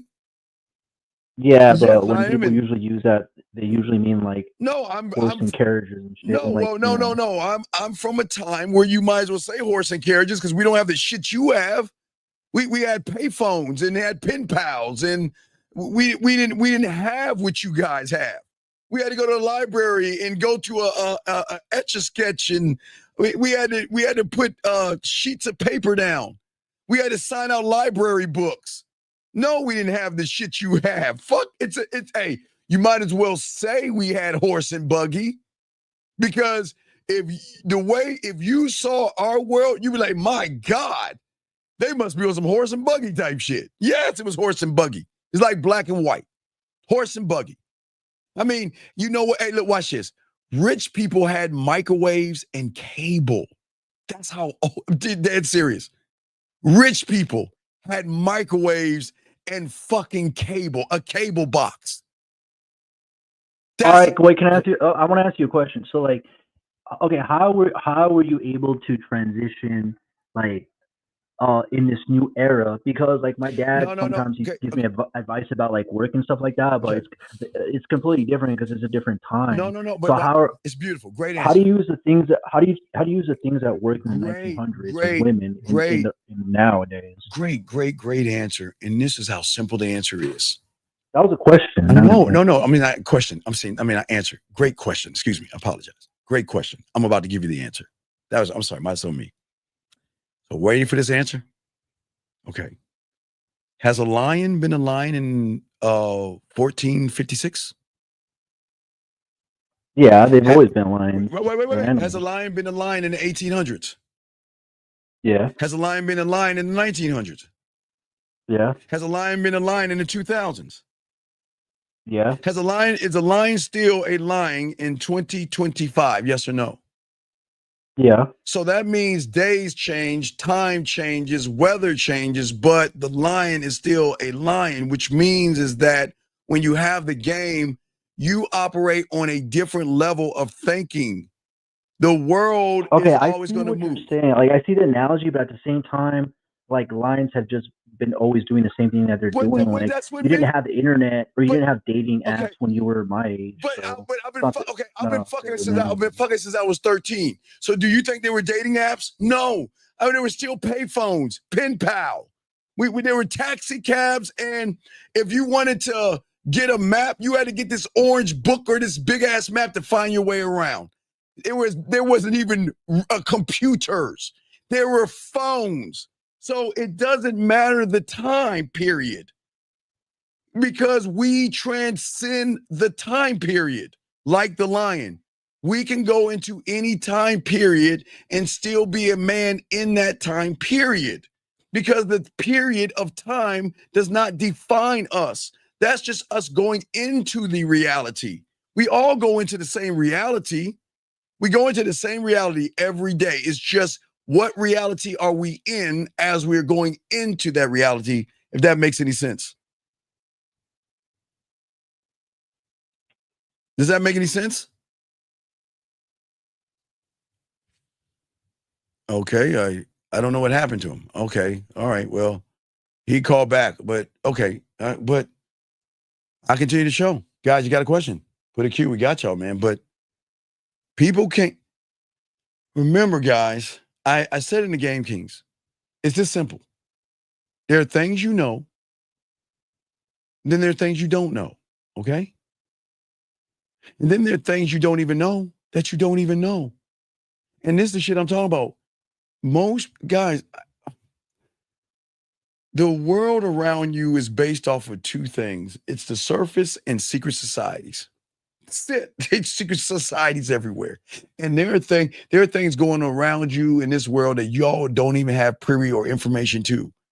But only a few who get into certain kind of secret societies are going to get information that is not built for those above ground. So please understand that y'all understand there are levels to all this stuff, man. There are levels to this.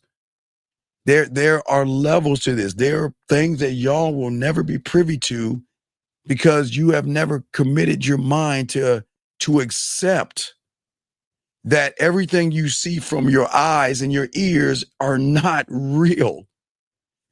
Okay, we love our parents, so we soak in the information that our parents gives us, right?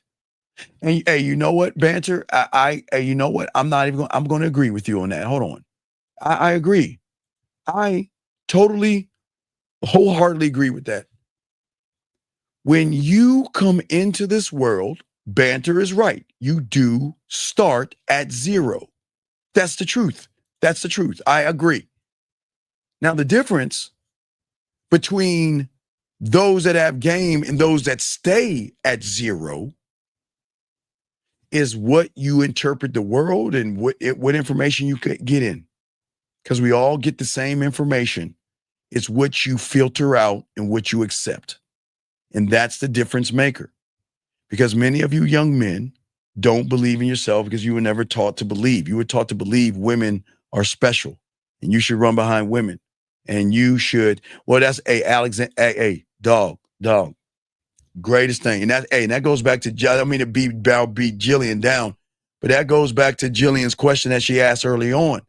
That's why a lot of women don't make that move because, okay, if you break a woman's reality, then she's yours forever. Do you think a woman wants to be forever for you guys? Oh yeah, they will when they recognize the benefits, but it's scary. It's scary. And right, Eric, I agree. The uncomfortable is comfortable when you realize there's no such thing as uncomfortable. But your mind is going to keep you where you're at because most of you want to stay where you're at. Women, okay, guys, for all you guys, and that y'all are asking great questions. Women do not or will never fall for a person who simply exists in their reality. What women fall for all you young men, please write this down because I want to teach you this. This is deep. Women don't fall for men. They get whittled down and beat down and chiseled down and begged down and bartered down and manipulated down to give me a chance. Please give me a chance. Please like me. Please date me and all this. They don't fall. They're like, all right, I guess. Okay. But the person who can disrupt her reality is the one that she's going to fuck with. Not with chaos, not with lies, not with manipulation, not with desperation, not with beating around the bush, not with playing games, but doing something your reality can't accept. Challenge these goddamn women and elevate these women and force them to be more than ass and titties. And that's what's going to change everything. These women on Easy Street right now, and I'm sorry, the world is what it is. I can't change that. Women on Easy Street, all they got to do is show up and they can give, guys, even back in the 1900s, the only thing parents would tell their daughters to do is bring a quarter with you in case you need to call home on the payphone. But women even back then didn't bring any money. When they're thirsty, they go to the club. They know somebody's going to offer them a drink. If they want to go shopping, there's going to be someone that's going to take them shopping. I'm dead ass serious. Okay? What I am saying is something that all these women don't know about the thing, what I'm talking about, because it doesn't exist in their world. But when they wake up to that becomes addictive. That is where the spark is at. Because once she feels more feminine, when she feels more alive, when she feels more emotional and more embodied to who she is in your presence. Oh my. And he thought I was yelling. Guys, do y'all see what I'm saying while I get excited about the game? She just doesn't know until she goes outside, right?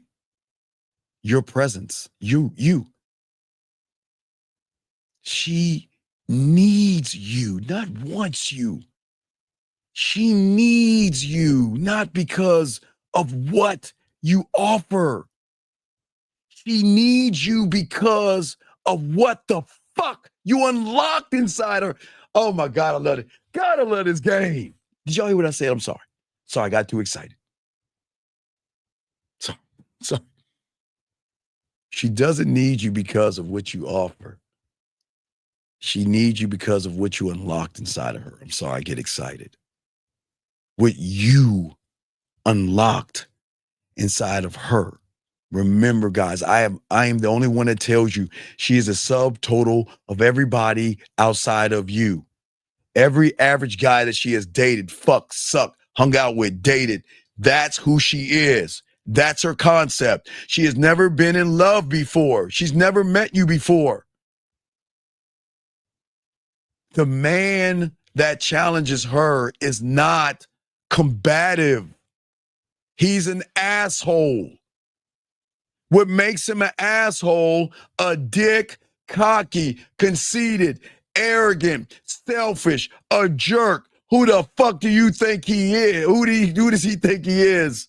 It's because she gets mad. Who the fuck do you think you are? You're not going to fold to my titties like everybody else. You're not going to fold to my ass and my hips and my thighs like everybody else. What do you mean? He's not going to overreact to my mood swings? You mean when I'm mad, he's not going to apologize? You mean when I have an attitude, he's not going to say I'm sorry? Who the fuck do you... Y'all see that, guys? Y'all see what I'm saying right there? Come on, listen to what I'm saying. Who the fuck does he think he is? He doesn't get pulled into my emotional games. When I want to fuck with him and not talk to him for a few days, he'll crawl back and say he's sorry. When I want something from him and I don't get it, I don't talk to him for a few days, and then he'll come back and give it to me. But this motherfucker ain't doing anything. Hey, when I walk away, he ain't saying anything. Matter of fact, has he forgotten about me? Who the fuck does he think he is? Who does he think he is? Who does he think he is holding his ground? Who does he think he is not yelling at me, not screaming at me, but just moving himself away from me? Who is that man? You see what I'm saying, guys? Who is that man? Because that man doesn't repel her. That man fucking grounds her. And why does he ground her, gentlemen? Because her femininity, her feminine energy, her emotions thrive in the sensations that you give her. They thrive in how they feel the connection. It spins, it flows, it tests, it walks away. It seeks to show her that you are not special until you show me that you're special. Yes, Jillian, he is what she needs, but she has to recognize that, Jillian. It goes back to your question. He is what she needs, but she's got to see it herself, because if she doesn't see it herself, she's never going to jump over the edge. Guys, what do I mean by the edge? Hold on. Because I got y'all. Because this has already been talked about and already been told. What have I always told you? The edge. Her edge of guys judging her, The edge of inexperience, the edge of being creepy slows her down and stops her. And every woman will get to her sexual edge and will never go past that point because they know the average guy is going to do one of those three things. Judge, be inexperienced or creepy. But like Jillian, like I'm saying, when you recognize him, when you recognize that guy, he takes away all the insecurities and low self-esteem and low self-worth by showing you that you can be who you are. And you know what? I accept you for who you are. I'm not trying to change you. I'm trying to evolve you. There's nothing wrong with you when you're with me because you're with me for a reason. Because I don't mess with low-hanging fruit because every woman can't get this dick. Every woman can't get my time. And every woman can't get my attention. So if you get a little bit of it, you're doing something right, but don't hold on to that because you're going to lose it. You play with it long enough and you don't fucking move, you're going to lose it. That's how it works. But you don't tell them that shit, guys. You give them enough rope to hang themselves. Let them think they running shit until you gone and they're going to actually realize they fucked up. That's the truth. How the game works, gentlemen. That's why it's so beautiful. But what I'm saying is that the beautiful thing about a man who doesn't get emotionally rattled by a woman becomes a rock in her new world, where no matter whatever storm comes, she can always go to him. Whenever there's a problem, she can always go to him. Whenever there's an issue, she can always go to him and open up and talk about without worrying about getting dumped, judged, or ridiculed or used because of the information. Okay? They love a man whose refusal to be swayed, to pander. Okay? When you don't sway and you don't pander and you don't run behind, let me show y'all the beauty in this. I would kick the women out, but I don't give a fuck. I'll say it in front of the women. Okay, guys, watch this. If everybody is going to run behind her pussy, who do you think she's thinking about? And then there's one person that says, you got to run behind my dick. Who do you think is carrying the most weight? Them or him? And I'm trying to teach you how to become him. The person she starts to wonder about. The person she starts to work for to get your approval. Okay? She starts to go into your reality because she starts to realize, man, there's more out here than what's out here. Guys, I'll give you an example. This is kind of crazy, but think of it like this. Think of it like The Village. You ever see M. Night Shyamalan's The Village? If y'all ever seen The Village, I guess that's the best way I can describe it. Or I forgot there was a slave movie where the slaves thought they were still slaves in the 70s or something, and they got out and they escaped, and then they ran into the city and shit with lights and shit, and it was like a no-fly zone. It's kind of two different things, same scenario, where they lived in this village as like pilgrims and shit. They thought the world was still the same. They thought they were in the like 1800s in like the year like 1990 or whatever like that. You see what I'm saying? Because it was a no-fly zone. So everything was just natural living off the land and this place. So guys, I want y'all to think about this. Women are just like that. They're in this reality where they think there's nothing more out there but the reality that they're in until they meet him. And when they meet him, it's a change because they're saying, this is what I thought my life was going to be. Boy meets girl, boy kisses girl's ass, tells her what he wants, gets the ass, starts to mistreat her, lie, deceive, abuse, and whatever, and then break up and restart it all over again. Meets another person, goes through the bullshit and all this other stuff, gifts, relationship, ups and downs, break up, recycle, restart. And that's the life of women, right? Until they meet you. They're going to meet you. There are no downs. The only downs is when they missing you, care about you, and thinking about you. Those are the downs, but there are no problems. There are no issues. There are no problems. No arguments. There's no fights. You ain't tripping, and their mind cannot accept that reality. The mind cannot accept that, okay? Most men out here who are in her reality, running behind her ass and her titties, they're so busy trying to get her.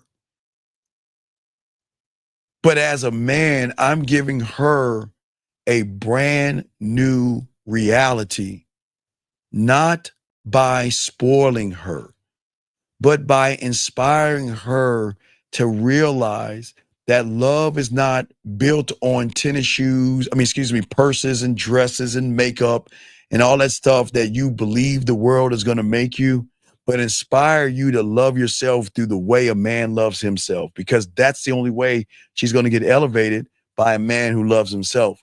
Because when you love yourself one thought, one mind, one way, you actually hold yourself to such a high standard that being around him is going to make her want to what? Level up. It's going to make her rethink all of her old habits. It's going to make her question the questions that kept her where she's at. That's how deep the game is. Because I am not going to lead her with rules. When she fucks with me, I'm a leader with vision. What? What? I'm not going to flatter her. Okay? I'm going to see potential in her. I see a woman that can be more than what she is. Even when she acts the way she acts when you first meet her, wild like a goddamn animal. No training, thinking she's special, thinking she deserves everything like a wild ass animal, thinking she deserves a dinner, deserves her rent paid, deserves all that, like crazy. What are we doing? Shout out to the 90 likes. What? No. I'm not here for her body, because men can get pussy anytime. I want her to grow. I want her to do the things that she's not used to doing, and that is evolving and actually tapping into what loving herself actually is. Women have never loved because they never loved a man that loved themselves. You see what I'm saying right there? Okay? Lauren, you know who those women are? No, Julian, I saw that. Let me get Lauren real quick. Lauren.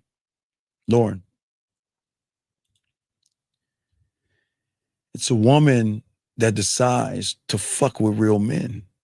That's who it is. A woman that fucks with a real man. That's who it is, Lauren.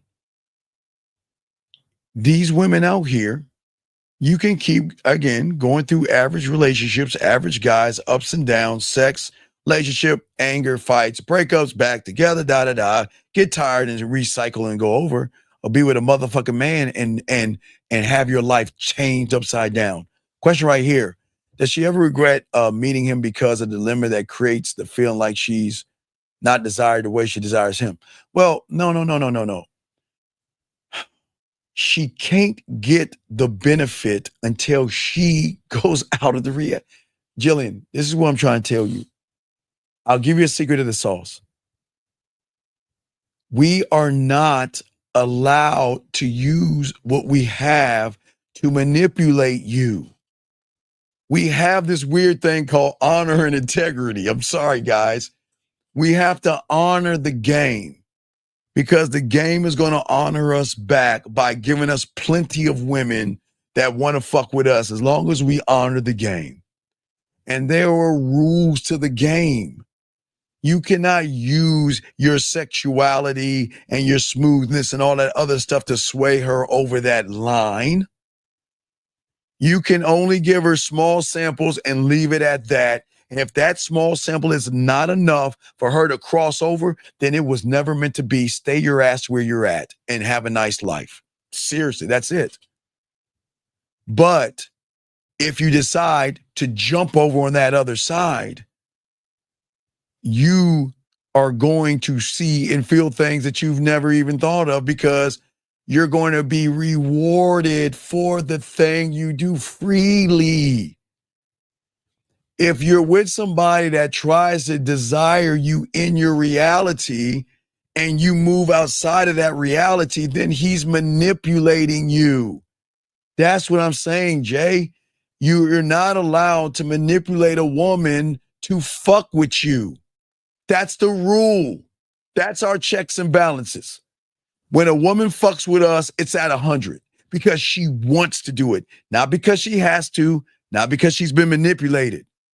So teaching her and making her feel desired is going to be bad because if that's the thing that brings her over, watch this, Jillian, that's also the thing that's going to make her go back because she's going to feel manipulated.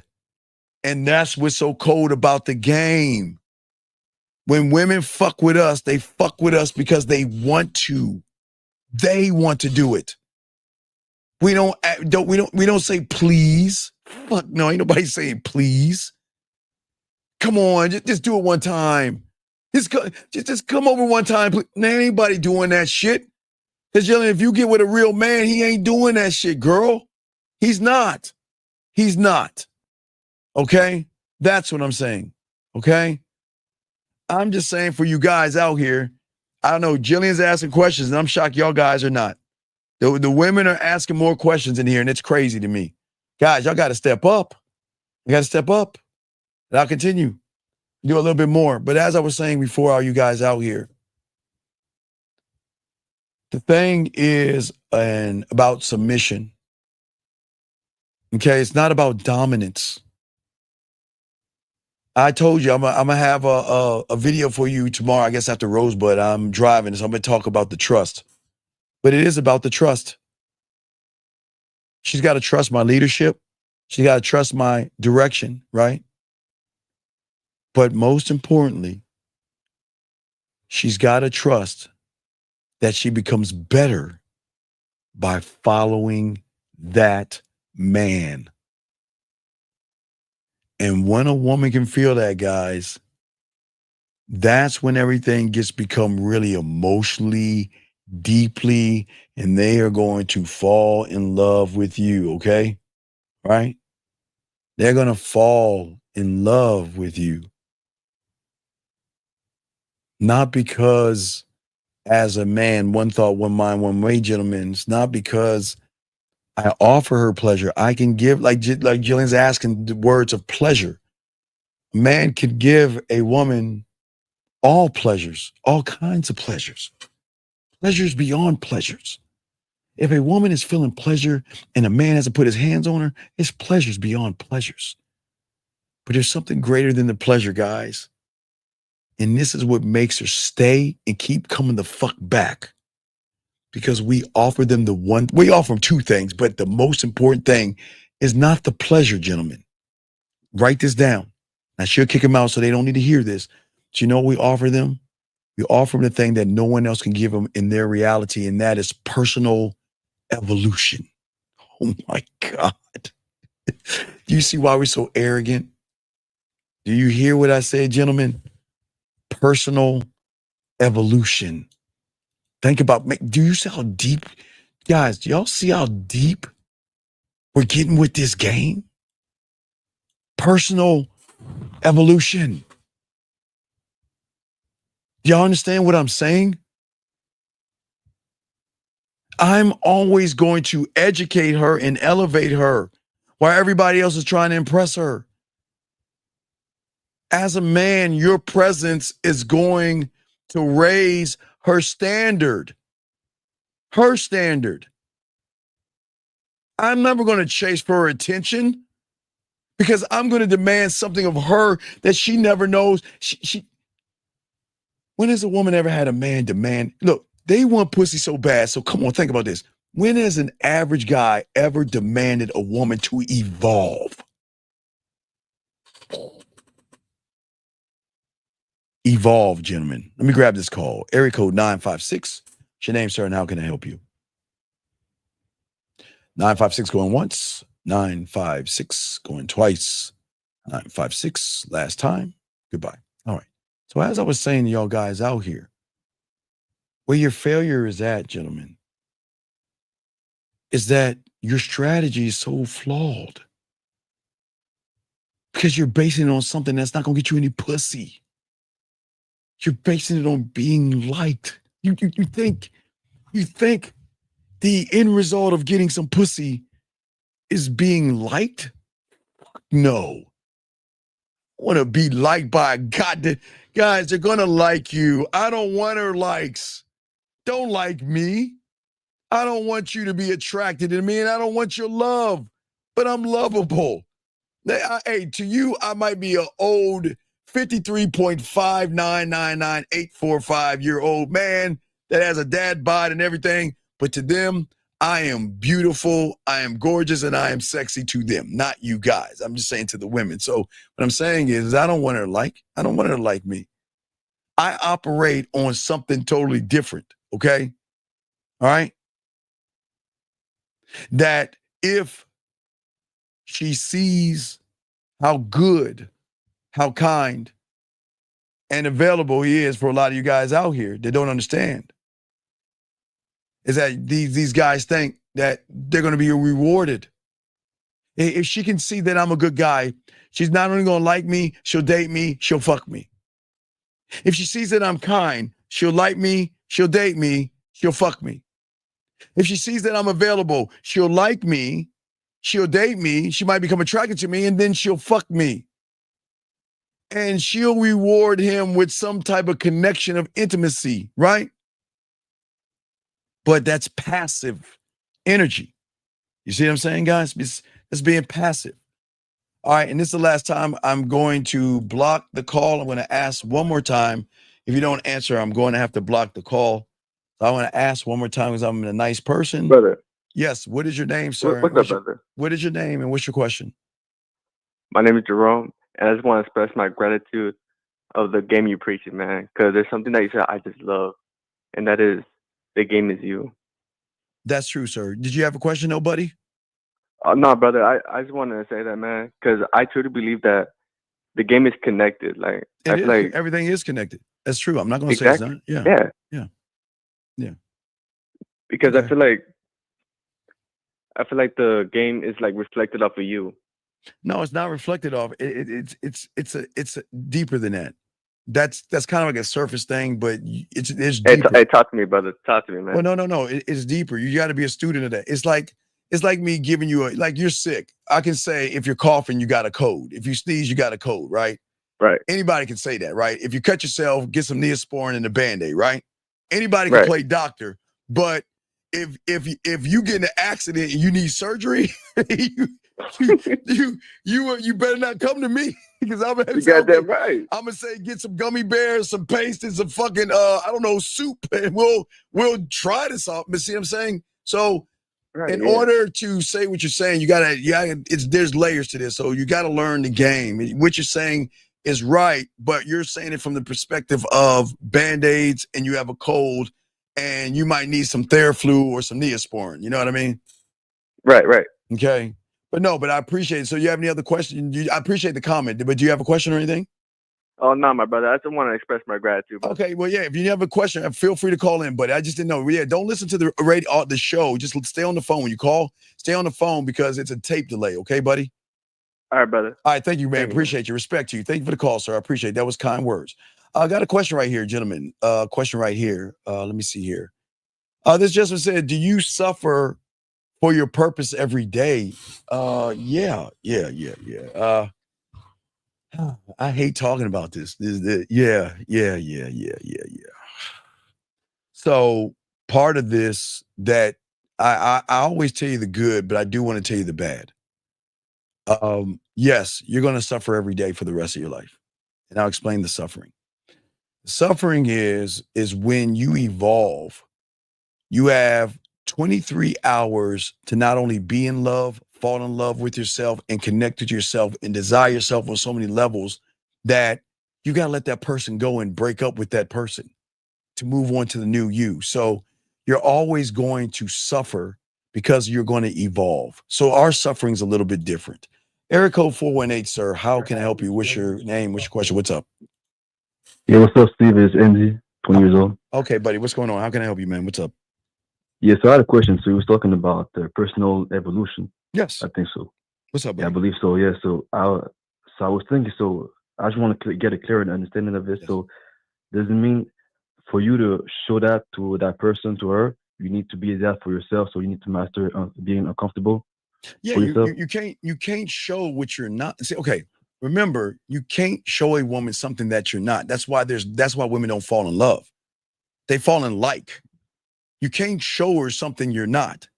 You can't show her respect when you don't respect yourself. You can't show her love when you don't love yourself. You can't show her standards when you don't have any standards. So you can show insecurity type standards, but you can't show her anything. You have to be that thing to educate and elevate her. Okay, I see. So yeah, so you gotta be so she can be for us to do as well. Well, no, you've got to build you. If you don't build you, you can't elevate her. You'll be running behind her world.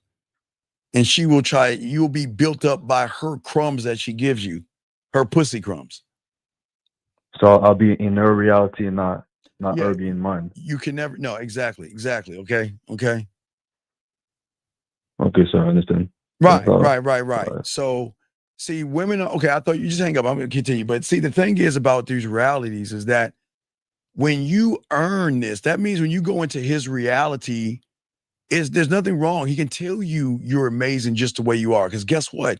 Do you think women even hear that kind of stuff, that you're amazing just the way you are? They don't hear that. They don't hear that. Okay? You know what they hear from when they're talking about that? You know what? Any woman would be lucky to have someone like you. You're so sweet. Oh my God, I just think you are the sweetest, kindest person in the world.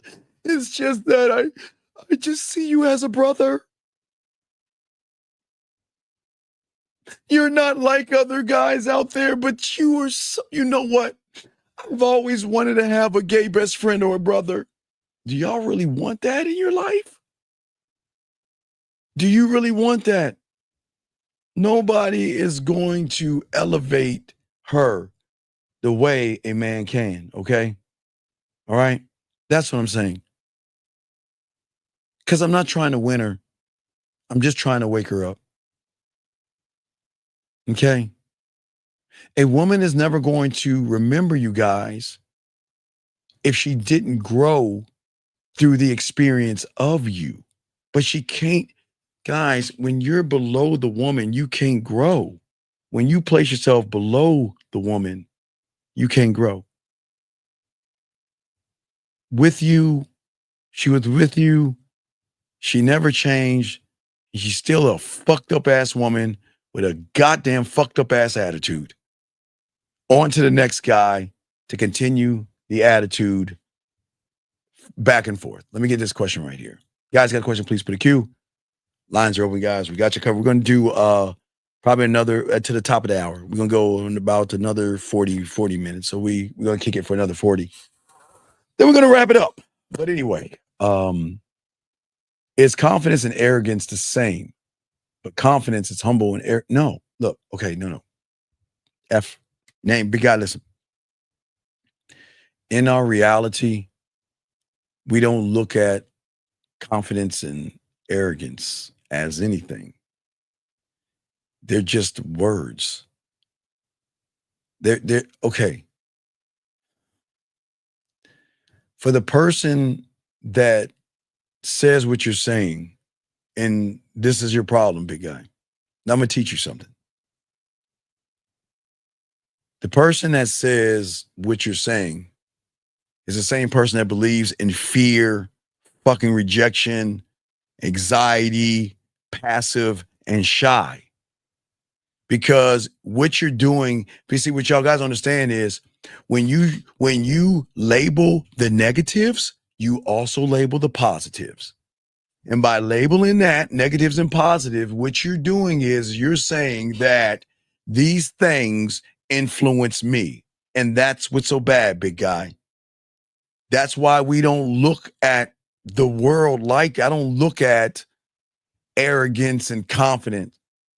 I'm told that I'm arrogant. I'm told I'm an asshole. I'm told I'm a jerk. I'm told I'm cocky, conceited, and I think I'm God's gift to women. And I say, thank you. What else can I say? You're right. But I'm saying to all you guys out here, okay, at the end of the day, we have to stop placing labels on things to try to find understanding of things. Y'all are so busy labeling words to try to understand them that you're not trying to understand yourself. And that's where the problem comes at, young man. I see what you're saying, but the problem is that I'm trying to give you a deeper thought. Stop thinking about confidence. Stop thinking about arrogance, because you're putting yourself up for a downfall, because you've already labeled what fear, anxiety, and all these things are. And you're just using labels to try to label things, and that's not going to help you out. But I appreciate the question. It was a great question. It was a great question. Great question. But I always like to give you game on the questions that you guys are asking. The guys' lines are open. So I want to get into this because I love this. I love this. Gentlemen, I always tell you guys out there, I always love to tell you, and I always continue. When I've been teaching, the way I teach is simple teaching methods and things. So let me go to the simple teaching method. But first, let me, hold on 1 second. 1 second. All right, before I get to the simple teaching method, let me bring the caller in. I think this is a regular guy. Hey, you guys!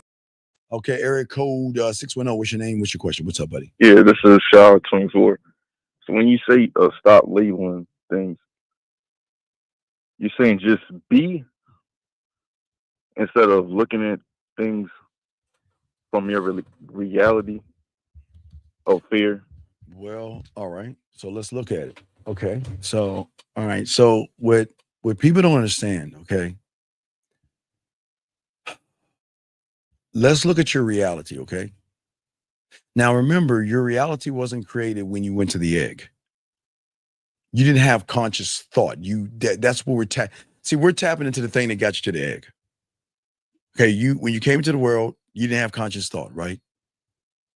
Right. Then all of a sudden, when you came into the world, what happened was that you you started to build off of old memories of pain and pleasure. Okay, and then what happened is that you then began to attach yourselves emotionally to people, events, circumstances, and those foundations alone created what is known as your belief system, what you believe. It's a thing that you believe. It's a thing that commands and shapes your thoughts. It's a thing that creates your reality. It's a thing that keeps you in your comfort zone. It's a thing. It's like the fourth pig. It's like the first, the second, or the third pig.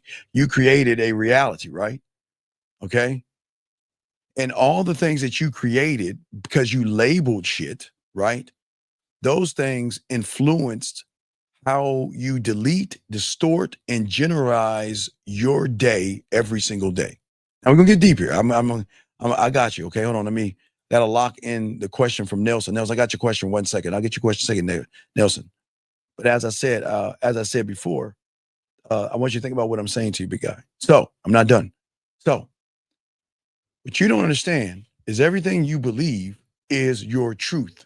It's a truth. It's not the truth. But in your world, it's the truth, right? Because that's how your reality works. But see, what you don't understand from the game point is that everything you believe is, and everything you label, young man, is an assumption that you make about yourself, an assumption that you make about women, an assumption of how you expect things to be in your reality. Does that make sense so far? And wait, just be, I'm not going to ignore you and asking me a dumbass question. Hold on, time out. What the fuck does hockey got to do anything? I don't give a fuck about hockey, motherfucker. Stop asking about hockey, motherfucker. Fuck hockey. I don't give a fuck about no goddamn hockey. Fuck out of here with that shit. Get your bitch ass out then. Anyway, back to you, caller. Fucking ask me about no goddamn. Is this like a hockey show? Get your ass to a hockey station. What you talking about? Anyway, what I'm saying is this, big dog. Back to you, because I'm trying to teach. This dumbass ain't listening, and this is some important information, but this dumb fuck is thinking about hockey and shit. Anyway, for you and everybody else that are listening, as I was saying before, is that what you have done is you have taken these things, okay, and all these theories that you have created from your comfort zone, and all these ideas, and all these things of how you want the world to be, right? You are making conclusions, okay? But what you're doing is, in order to make that conclusion stick, you anchor that motherfucking thing in to a point where you call it a fact. So if you listen to the red pill and manosphere, what do you hear? You hear, well, all women are bad. Is your mother bad? No, mom. My mom ain't bad. Well, but you just said all women are bad. No, not my mom and grandma. I mean, you see what I'm saying? See, people try to push facts to make, okay, people want to be heard and people want to feel like what they say matters, unfortunately, right? So they're going to push, and this is where debates come from, because one person believes this and one person believes that, like Democrats, Republicans, independents. Everybody has their understanding of the world view based on how much money you're making or how you're getting taxed. If you have a business, they're killing you on taxes, right? So you're like, dude, I need to be with somebody that does help me save with taxes. But if you're not making money, you're living paycheck to paycheck. Some people want a handout. Not saying Democrats want to have, I'm not making this political, but you see what I'm saying? Everybody has their interpretation of the world their way. That's why they have voting and all these other things. Does that make any sense? Does that make any sense so far, caller? So based off the position that you're in, yes, you're going to create a fact that's not a truth, but what you're going to do is create something that makes you feel safe and secure. And you're going to hold on to those things regardless if they serve you or not. You hold on to fear. You hold on to anxiety. You hold on to worry and all those lies. You hold on to shit that doesn't serve you because you rather hold on to something that you're used to than letting that thing go. But what the game is going to teach you, for all you young men out here, is that what you see and what you think is not a fact. They're just deeply ingrained beliefs that you as a person mistake as a fact. And these beliefs are often more than conclusions that you have drawn based off of your experiences, not the world. And that's where the red pill goes in. They want to tell you that all women are this based off of my experience and all this other stuff. Does that make any sense? Does that mean? So you're saying that? So with the game, it'll give me a better view of what I'm trying to say it. The mindset of what I have right now is it'll give me a better view as to it can't. What, no, it can't. Okay. Your mindset, you are either a slave or the master when it comes to your reality. And the majority of you guys are slaves to your reality based off of a master telling you about fears, anxieties, worry, and women are this and all that bullshit that y'all believe in your reality.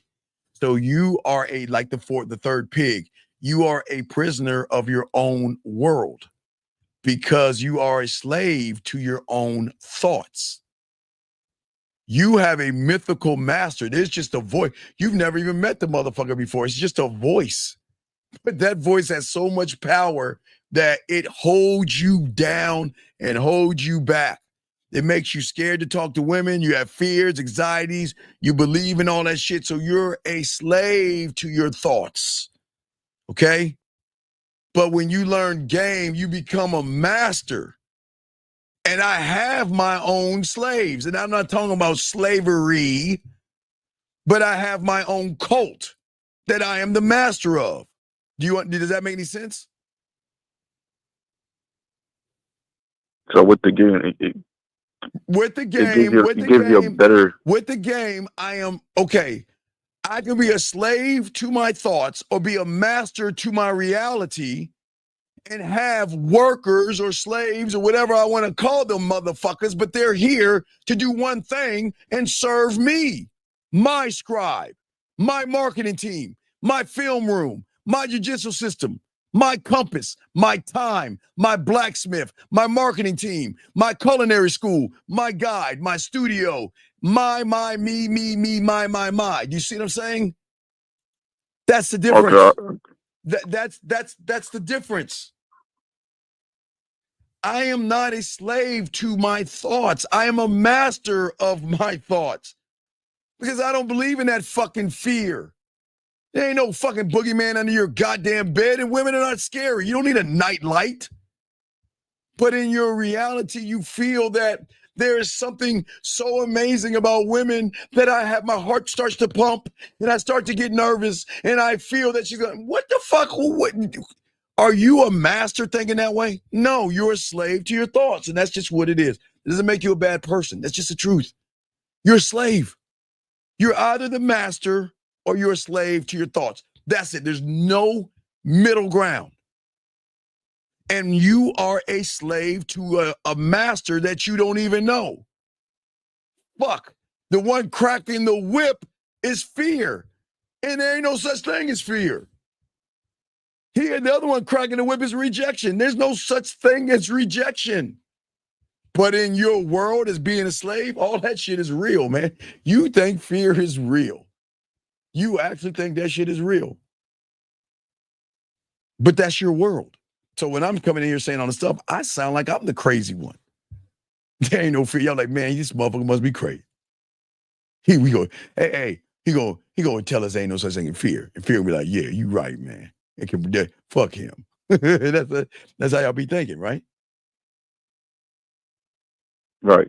You see what I'm saying? Yeah, I see what you're saying. So yeah, go ahead. Listen. So all right. So with the slave mindset, yes, you can't break it because you need a mentor, right? Well, how are you gonna level up? We've always needed mentors all our life, haven't we? Yeah. I mean, don't we have mentors all our life in school? Yeah. Okay. How are you gonna do it on your own? You can't. Okay, well, that's my whole point.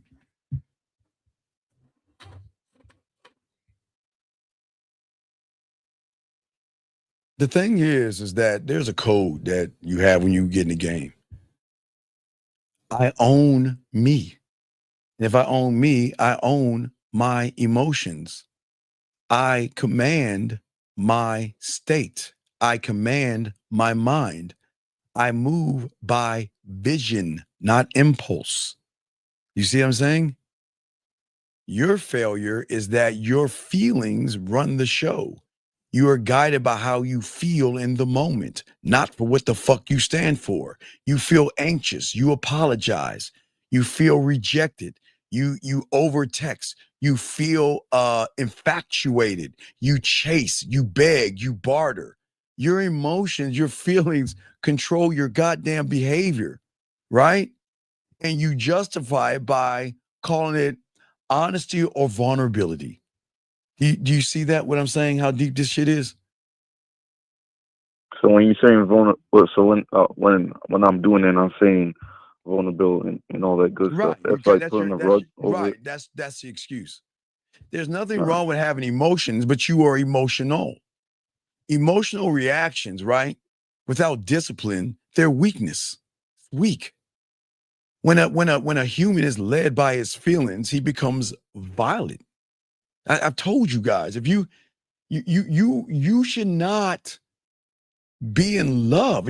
Love. I always say you should love your mom and your dad because they brought you here, right? You're the reason why you're here. Gotta love them. And if you have a dog, because you're a dog, guys, please listen. I've always said since the 90s, every man needs a dog to learn what unconditional love is. You'll never know what unconditional love is until you get a dog, because those motherfuckers, you can spank him, but he'll still protect you, growl when someone, he will love you unconditionally, your dog. But what I'm saying is that when you have feelings, feelings are the reason why you see things on the news. Feelings are why guys harm women, beat women, punch women, and bury women, chain women up, because they are in something they're not supposed to be in. You're not supposed to be in your fucking feelings with a woman. She should be in her feelings with you. She can't trust someone that's not in control of themselves. So when a man is in his feelings, it's because he's not he But watch this. Okay, wait. But there's something triggering it, and it's not you. It's a piece of ass that's triggering it. Okay, think about this. Let's take shy, passive, and what other excuse they say? I'm shy, I'm passive, and I'll say I have fears, right? Okay, right? That's the lie. That's the slave lie, right? Right? Ready? So in the game, it's this simple. You are, when you're that thing, you're in it in everything, or you're not at all, right? And watch this. For the guy that says he's shy, has fear, he shouldn't turn on the light, because he should be too shy to turn on the light. He should be too scared to open that goddamn door, grab his car keys or his wallet, because the fear that he has is actually, if it's actually fear, he should have fear in all things. But isn't it funny that he doesn't have fear in all things except when it comes to a piece of pussy? Think about that. Isn't it funny, this guy that says that I'm shy can grab his wallet, grab a remote control, order food, and all this other stuff, but when it comes to a piece of pussy, he's shy. So is he really fucking shy? Come on, man. People don't really want to be honest with themselves. They, again, remember I told you, they want to cloak it in this poor me, I'm a victim. See, people, okay, the master ego and self-importance in their reality, they can't just come out and say I'm scared of women. They'll never say that. They'll never admit that I'm scared of women. So instead, they'll say, well, women ain't shit because they'll divorce you. The divorce rate is right because the statistics say, if you date a woman, she's going to leave you for another man. You see what I'm saying? But if you go behind that curtain, it's just somebody that's fucking scared of women, if you think about that, at the end of the day. You see what I'm saying? Emotional slavery is when a man feels something, right? Right? Right. And obeys it without reflection. You see a woman and you are what? Shy? You're scared? You're nervous? But I ask every day, I ask all the time, what in the fuck is so special about a woman where you're shy? I just want someone to answer the question. What is so special about a woman? What is so special about a woman? If that could draw out things in you. Hold on one second. Big dog, let me tell you something. I know you're new here. Do not keep fucking asking the same fucking question. We'll kick you out, sir, all right? Respect the room. Your question is seen, and we will handle it. But stop asking questions, young man. We got you, please. That's disrespectful. I see the question. I'll get to it. Or you can do what this young man is doing and call the fuck in and stop asking questions. Because I'm going to talk to someone over someone that asks questions. You want to know why? Because he's showing me he wants it more than you. So why would I entertain you when I have somebody who really wants it? So you're going to have to wait because the person on the phone wants it more than you. Now, back to you, buddy. Do you see what I'm saying? Yeah, I see what you're saying with the fact that I'm saying he doesn't know how to separate the moment from the mission, dog. He doesn't know how to separate the moment from the mission. The mission is go up there and show her why she should fuck with me. Fuck them moments.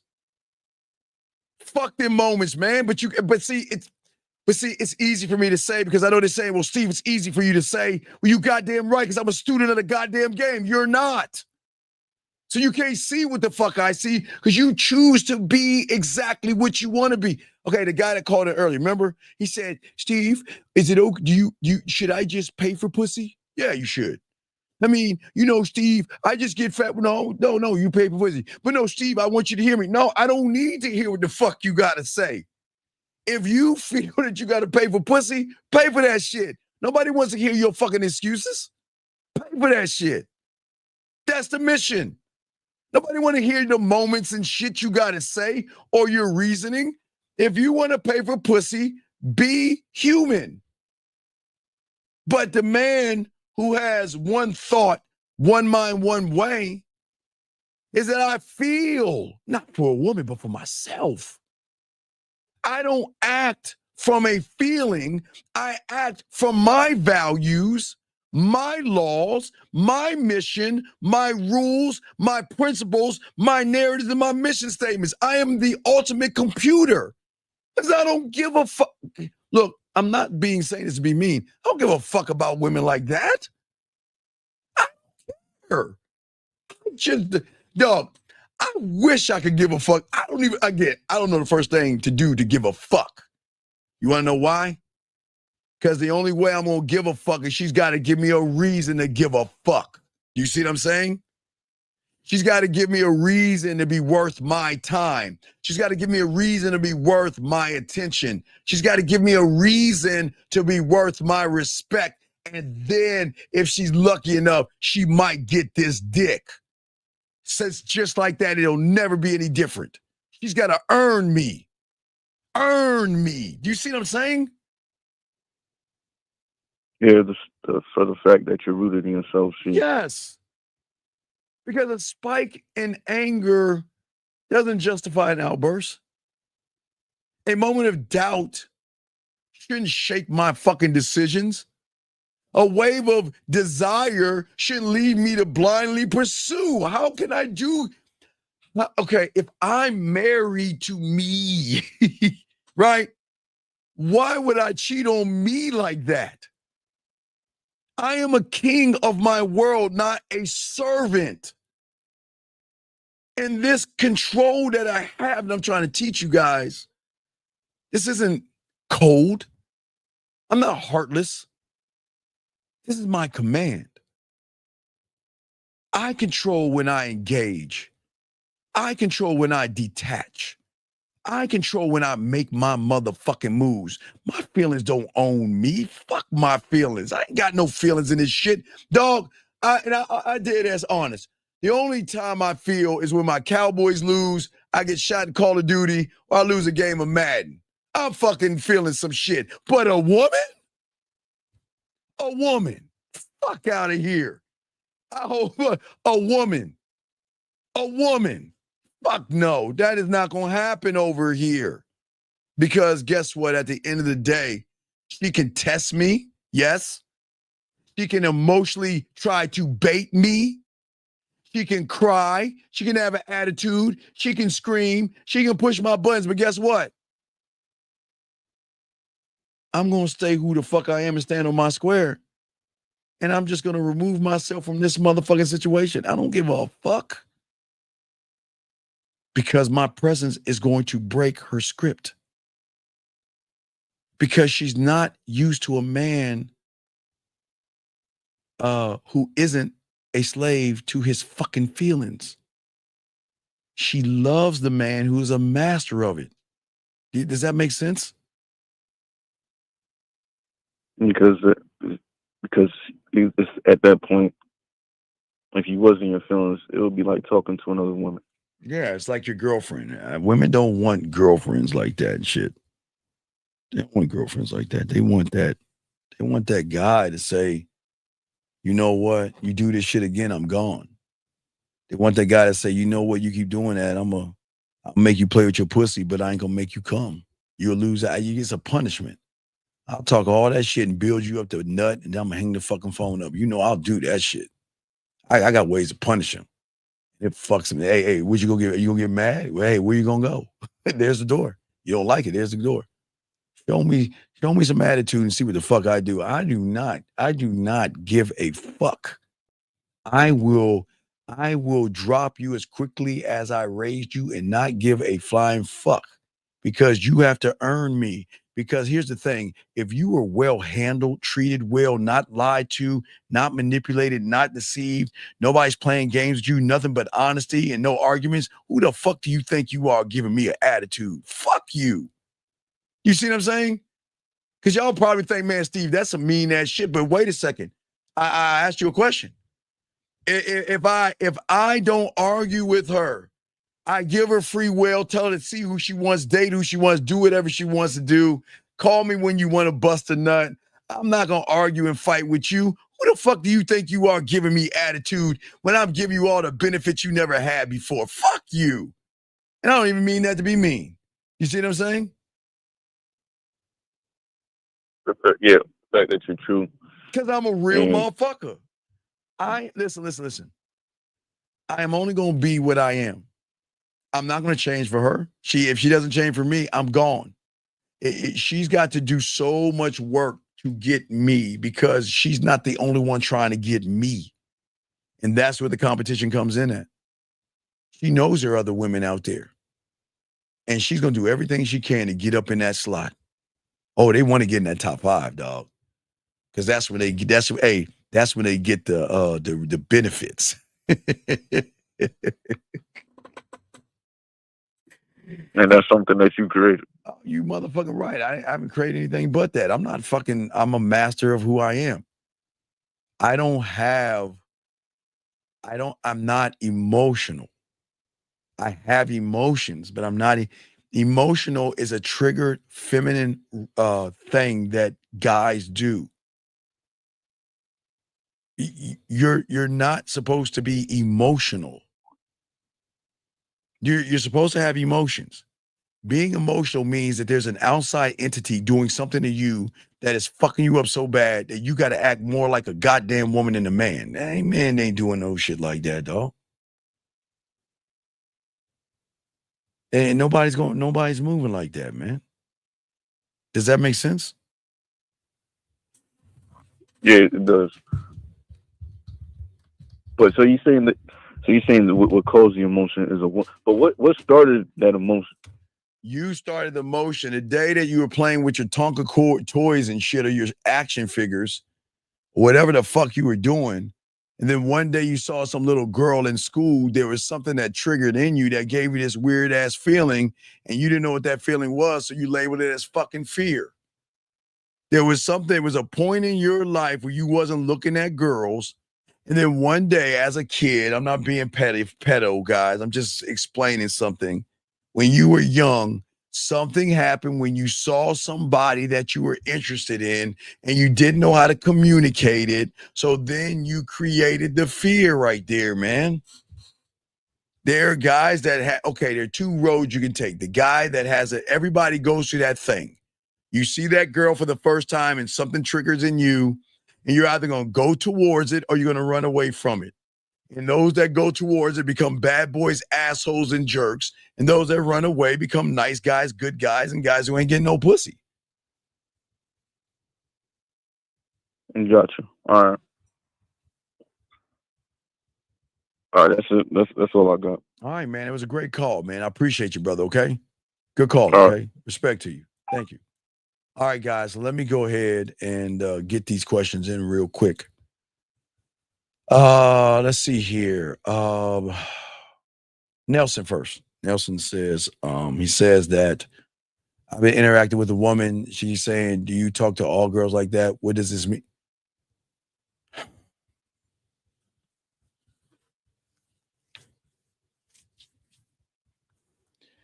Nelson, I want to welcome you to this show. And Nelson, I want to explain to you that I and everybody in this fucking room cannot read your fucking mind. This is why we tell you guys to call in. Because you're giving us half the story, which means you're fucking probably lying. How have you been interacting with that woman? What did you say? Why did you say it? When did you say it? Where did you say it? We can't. Gentlemen, guys, y'all have got to stop thinking that people can read your mind. There's not one person in this room can understand what the fuck this is what you're saying right here. Nobody. In order for me to help you, Nelson, you've got to explain the interaction. I'm going to move on. This can't be real. Now, this guy has messaged me a million fucking times. He said my purpose is manhood. That's a lie. That's not true.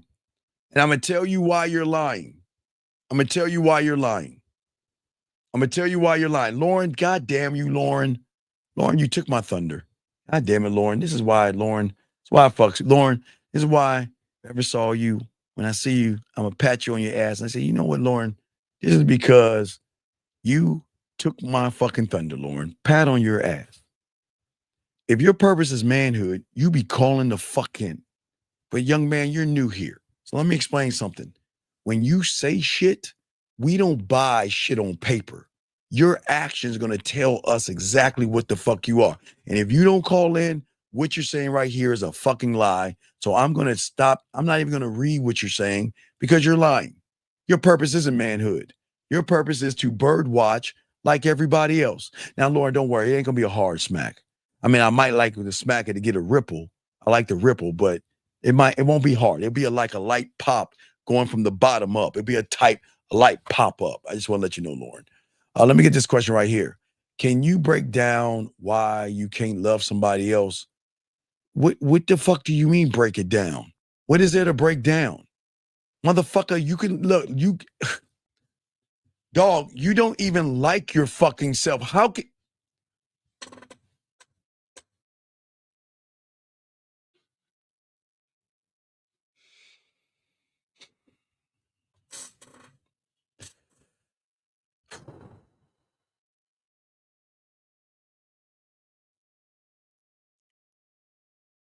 if you can't love yourself, you can't love people. Okay?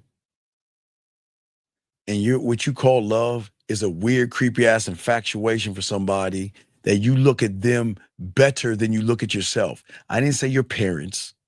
I said these women. So please, dog, are you fucking with me with this question? Let me get to JJ's question.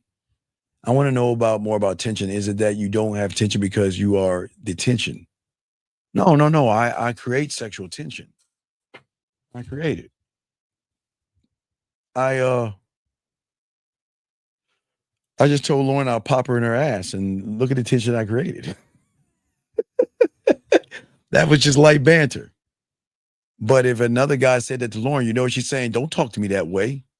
You can't say that to me. Don't you talk to me. You see, Lauren probably snap at a motherfucker and say the same thing. Be like, Lauren, I'm gonna touch you on your ass. You think she's gonna give you hearts and shit? She's gonna get your creepy ass away from you, dog. I create the tension, dog. That's that. Sorry, Lauren, I had to guinea pig you on that one. Dog, please look. I appreciate you being here. Okay? I appreciate you being here. But I can't stand liars. Okay? Shout out to Miles Cunningham. If you loved yourself, you wouldn't ask this fucking question right here. So, motherfucker, please look, okay. I don't think you in a place where this motherfucker you talking to is game to fuck up. So please, the best thing you can do is not lie in our faces and just be honest with yourself. Because I can poke holes all in that fucking shit you saying. So please stop that, okay? Okay? Please stop that bullshit. You don't love yourself. Okay? That's all I'm saying. It's all good, but you got to be honest with yourself. And this is why you're losing. You're lying and telling yourself you're something that you are, but a motherfucker that loves himself will never ask that fucking question. Ever. Excuse me. Ever. you have a better chance of touching Lauren's booty than loving yourself. That's how far away that shit is. You hear that? Lauren, no, sorry, no disrespect, Lauren, but I just gotta use you as a guinea pig. That's how far away you have a better chance. And I know you ain't gonna be able to touch her booty. So you have a closer chance to touch Lauren's booty than you have a chance to find love. Come on, man. That's what I'm saying. Okay. Okay. And wait a second. Excuse me. Excuse me. Excuse me. Ladies, you know, I always say, ladies, you are allowed to be in here. This is a man's space. And young lady, and I say this with love. I say this with love to you because you don't understand. If you want We Channel, Lifetime, and you want Hallmark, then get the fuck out of this room. Because this is the greatest compliment you could give me because I just made your pussy wet. Oh my God. She thought I was going to be mean to her. She thought I was going to be mean. I just made her pussy wet. I would rather her say this right here. Thank you. Thank you for the compliment. Because, guys, I would rather her say this than tell me how sweet I am and kind. Thank you. Thank you. Now, I know Erica. Hey, Erica. That's how I know I got her pussy wet. That's how I know.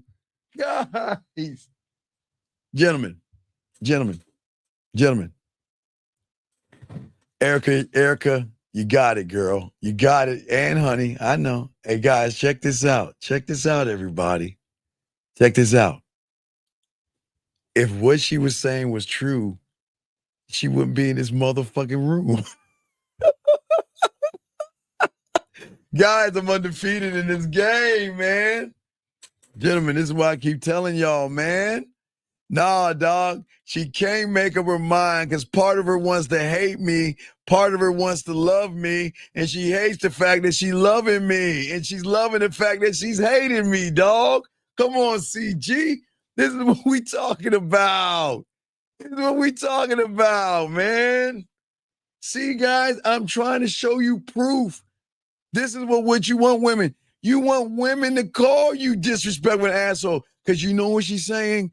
Oh, my God, if I got you 101, you are going to do some nasty, disrespectful shit to my ass, man. You're going to pull my hair. You're going to smack my ass, and you're going to disrespect me in every way that I do when I'm playing with my pussy. She just told me, so it's all good, baby girl. But hey, but the problem is that just take a little ticker tape and get your ass in line, and you just gotta wait. I ain't got the time. Hey, look, you got to be in line, baby girl, until we serve you. Don't worry, we'll serve you at the motherfucking the door and stuff. Nah, dog, she know what the deal is, dog. I'm not. Hey, dog. Everybody saw her coming and tell me she's gorgeous. I'm always gonna be gorgeous to her. It's just right now, she doesn't like the fact that I'm telling you guys to stop giving a fuck. The reason why y'all lose is because y'all give a fuck. And see, when you don't give a fuck, what do you get? You fucking hateful, disrespectful bastard. Oh my God, be more disrespectful to me. I'm a naughty girl. I'm so bad. Punish me, daddy. Please punish me. I'm so bad. I'm so disrespectful. I promise I'll be better.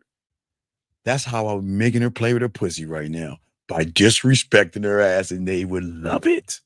Y'all see that, guys? Y'all see the game? Just want to show y'all. See, we're not the bad guys, man.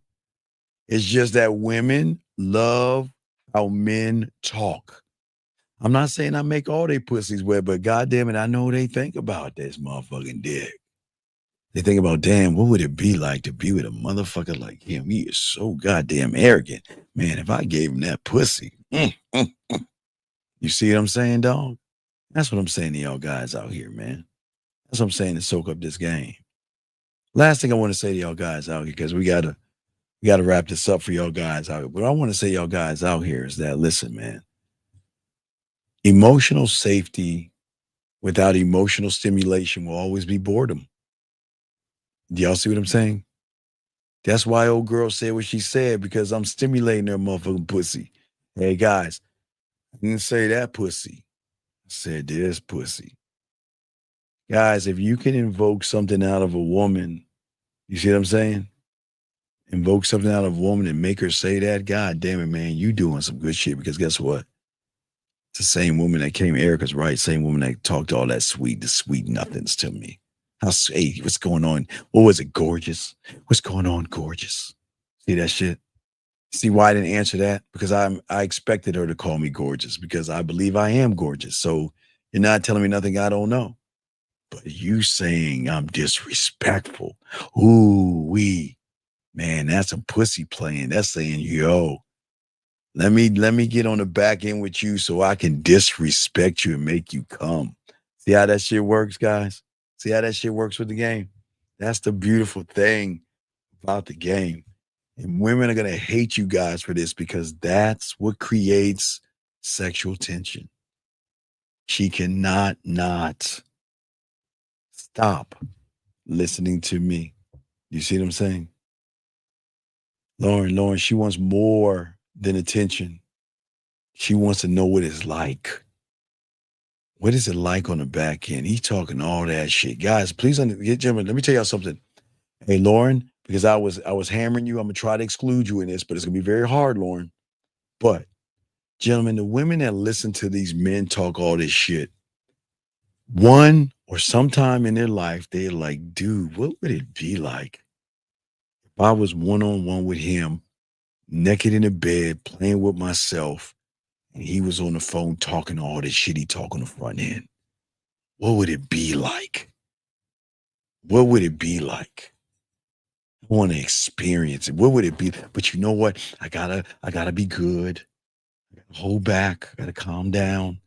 That's why I see a lot of women say, man, I don't want them to feel like I'm easy. I'm telling you guys, a lot of women are not gonna fuck with us because they're gonna feel like, well, I probably feel easy because he didn't take me out on a date. He didn't say anything. He just said, hey, do this, this, and this. And I did it. Maybe I'm easy. Baby girl, you ain't easy. You just opening up your world. Hey, remember portals, baby girl, portals. You can, hey, look, come here. Let me talk to you. I got something to tell you, but I can't tell you here. I'll tell you on the back end. I'll have me on the back end. See that, guys? How you do that shit. It's how you talk to them, man. Okay? That's what we do. That's how we create that roller coaster ride. Because they already have butterflies in their stomach, dog. They're a little nervous when they get on the phone with you because they're like, oh shit, where is this about to go? And we're gentlemen, ladies. Now I'm being dead ass serious. We're ladies. This is the thing. Guys, I'm dead serious. I promise you, we don't talk about fucking first. We let you ladies start that conversation off. We'll talk a little bit, but you'll love the conversation. You'll flirt. You'll flirt. What does loving yourself look like? Well, it looks like when I don't know. I can't tell you. When you are a student of the game, you'll learn. I can't tell you. I can't tell you.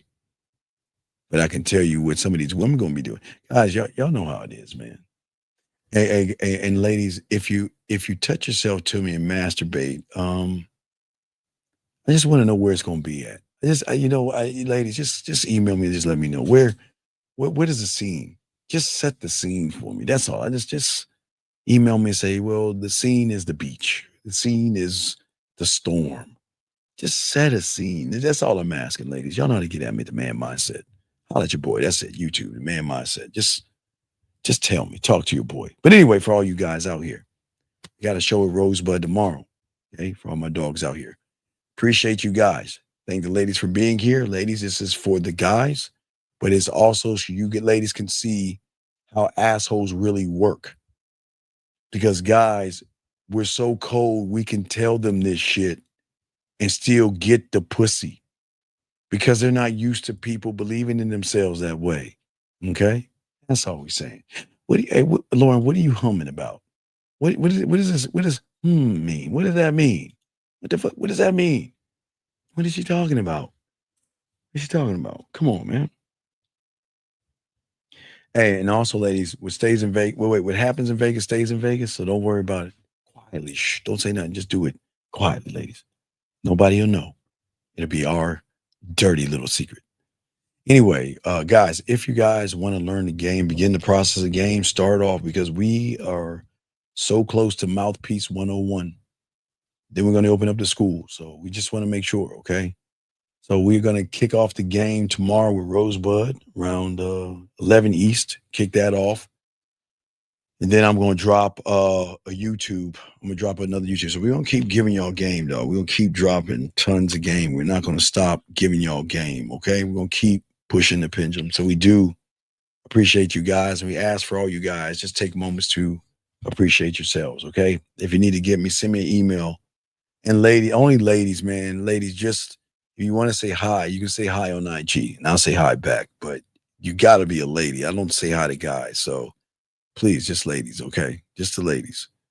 Let's see here. This guy says, he says, me not knowing games, should I even interact with women? It's going to be a fail on my end. Well, okay. Why don't we change I choose not to learn the game? Talk to who you listen, guys. I can't help it if women find you guys weird. It's not on me. You can't, dog.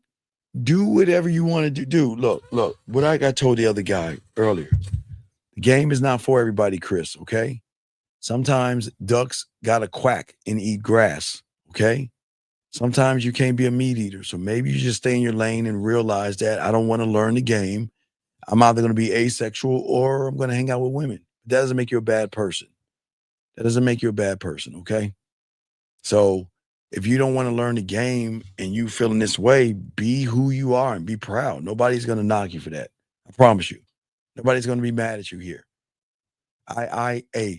Dog, and Chris, to be honest with you, I have more love for you guys than the guys that's trying to learn the game.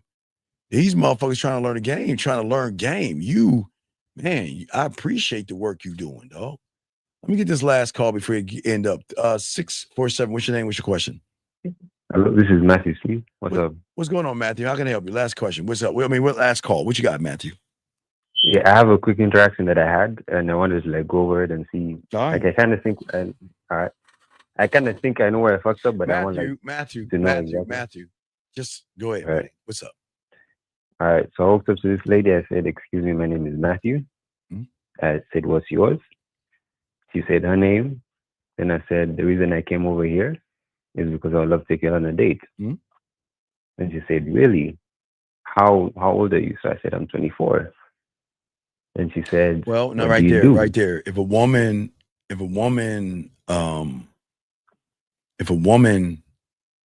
asks how old I am, because when I was young, I've always messed with older women as well, since I was young anyway.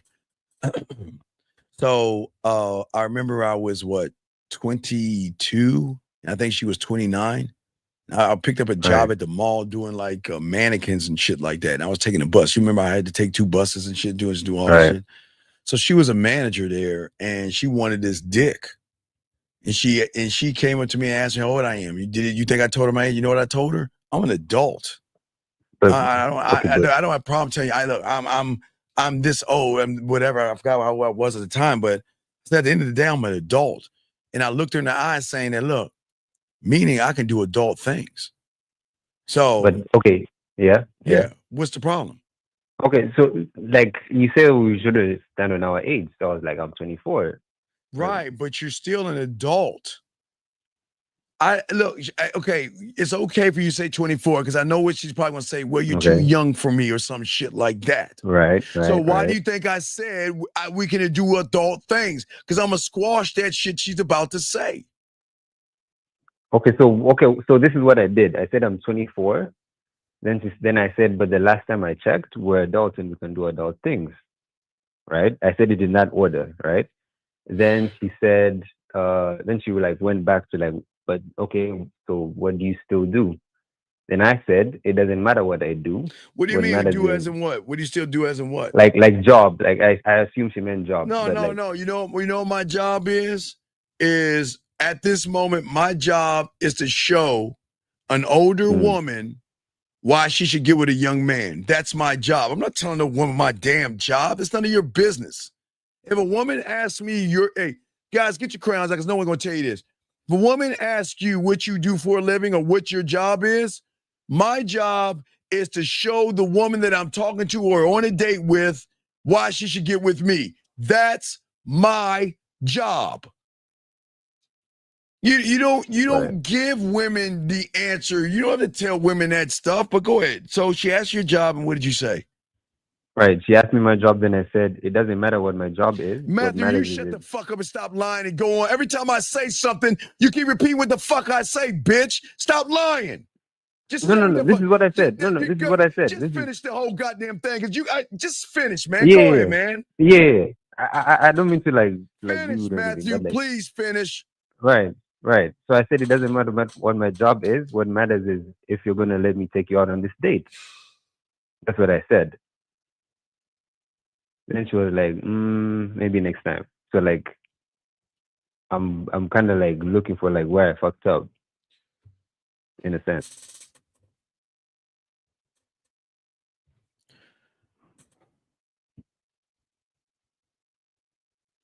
You see why you gotta start your pathway over? You gotta start over. Really? No. Look at this question. Why do you give a fuck? Tell me. Why do you give a fuck her reaction? If you said everything that you said right, then why do you give a fuck what the result is? I wanted to see if you got to start over from scratch. You fucking got to start over. You failed. Because you're not concentrating on, what you got to concentrate on. You're thinking about the fucking woman. So you got to start over, buddy. You know what I'm talking about. You know what I'm talking about. Yeah. You failed. It's a fail, dog. I can't believe, dog. You got to start over, man. This is terrible. I can't believe you worried about what the fuck she's thinking. When did we start worrying about what women think? When did we start worrying what we did wrong? When? It wasn't necessarily what No, stop, Matthew. Stop. Don't pedal back now. Own it. Yeah, I own it. Like 100%. Okay, we're done then. What's your next question? Okay. The reason why I called him and had... What is your next question? We already answered that question. What's your next question? I said, no, that's it. All right. That's all I had. All right. Get at me on the back end, no Diddy, dog. You fucking... Jesus, just holler back on the back end, dog, okay? All right. Thank you. All right, man. Fuck, man. I can't... Man, dog, I keep telling y'all, man. And wait, let me tell you something. Hold on. Wait. Let me get to Chris J. You're still in the room. Chris J, let me tell you something. Chris, guys, it's going to shock all y'all. Y'all ready for this? Everybody ready? Everybody listening. Chris, I don't want you here. I don't want you to learn a motherfucking thing. Do you see what this shit... I want y'all to read this. I want you... No, Lauren, don't mother him. No, he's already given the fuck up. Chris, why are we...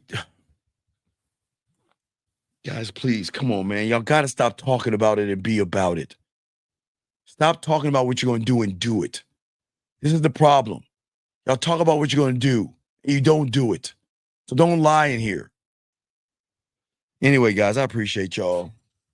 Appreciate the curve of Lauren's ass to allow me to pat it mentally. It was a nice cup. I liked it. It was nice and firm. Thank you, Lauren. But everybody else, I appreciate all you guys out here, man. We have Rosebud at 11 East. So we're going to kick that show off, guys. And we hope y'all are here to soak up the game. We're going to have a good show for you guys out here. Okay, guys? So we did a good 3 hours. I appreciate you guys. Please appreciate yourselves.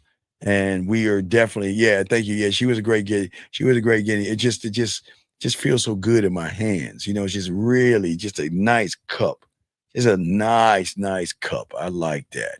All right, guys. So we're going to wrap this up. Not wrap up Lauren, but wrap this up. But anyway, guys, I appreciate you guys. Please appreciate yourselves, man. Get at me at the Man Mindset at gmail.com. Holla at your boy, Dougie Fresh. Take us out, man. Take us Yo, out. what's up, y'all? This is Doug E. Fresh. And I want you to know, without a shadow of a doubt, this is what it's all about. You're listening to the manmindset.com. Dating help for men with your host, Steve the Dean Williams, as we go a little something like this. Hit it. The man mindset. You won't regret that you have met the man Steve the Dean Williams, putting it down for real every single time. Love, Dougie Fresh. Just like that, man mindset. Just like that, man mindset.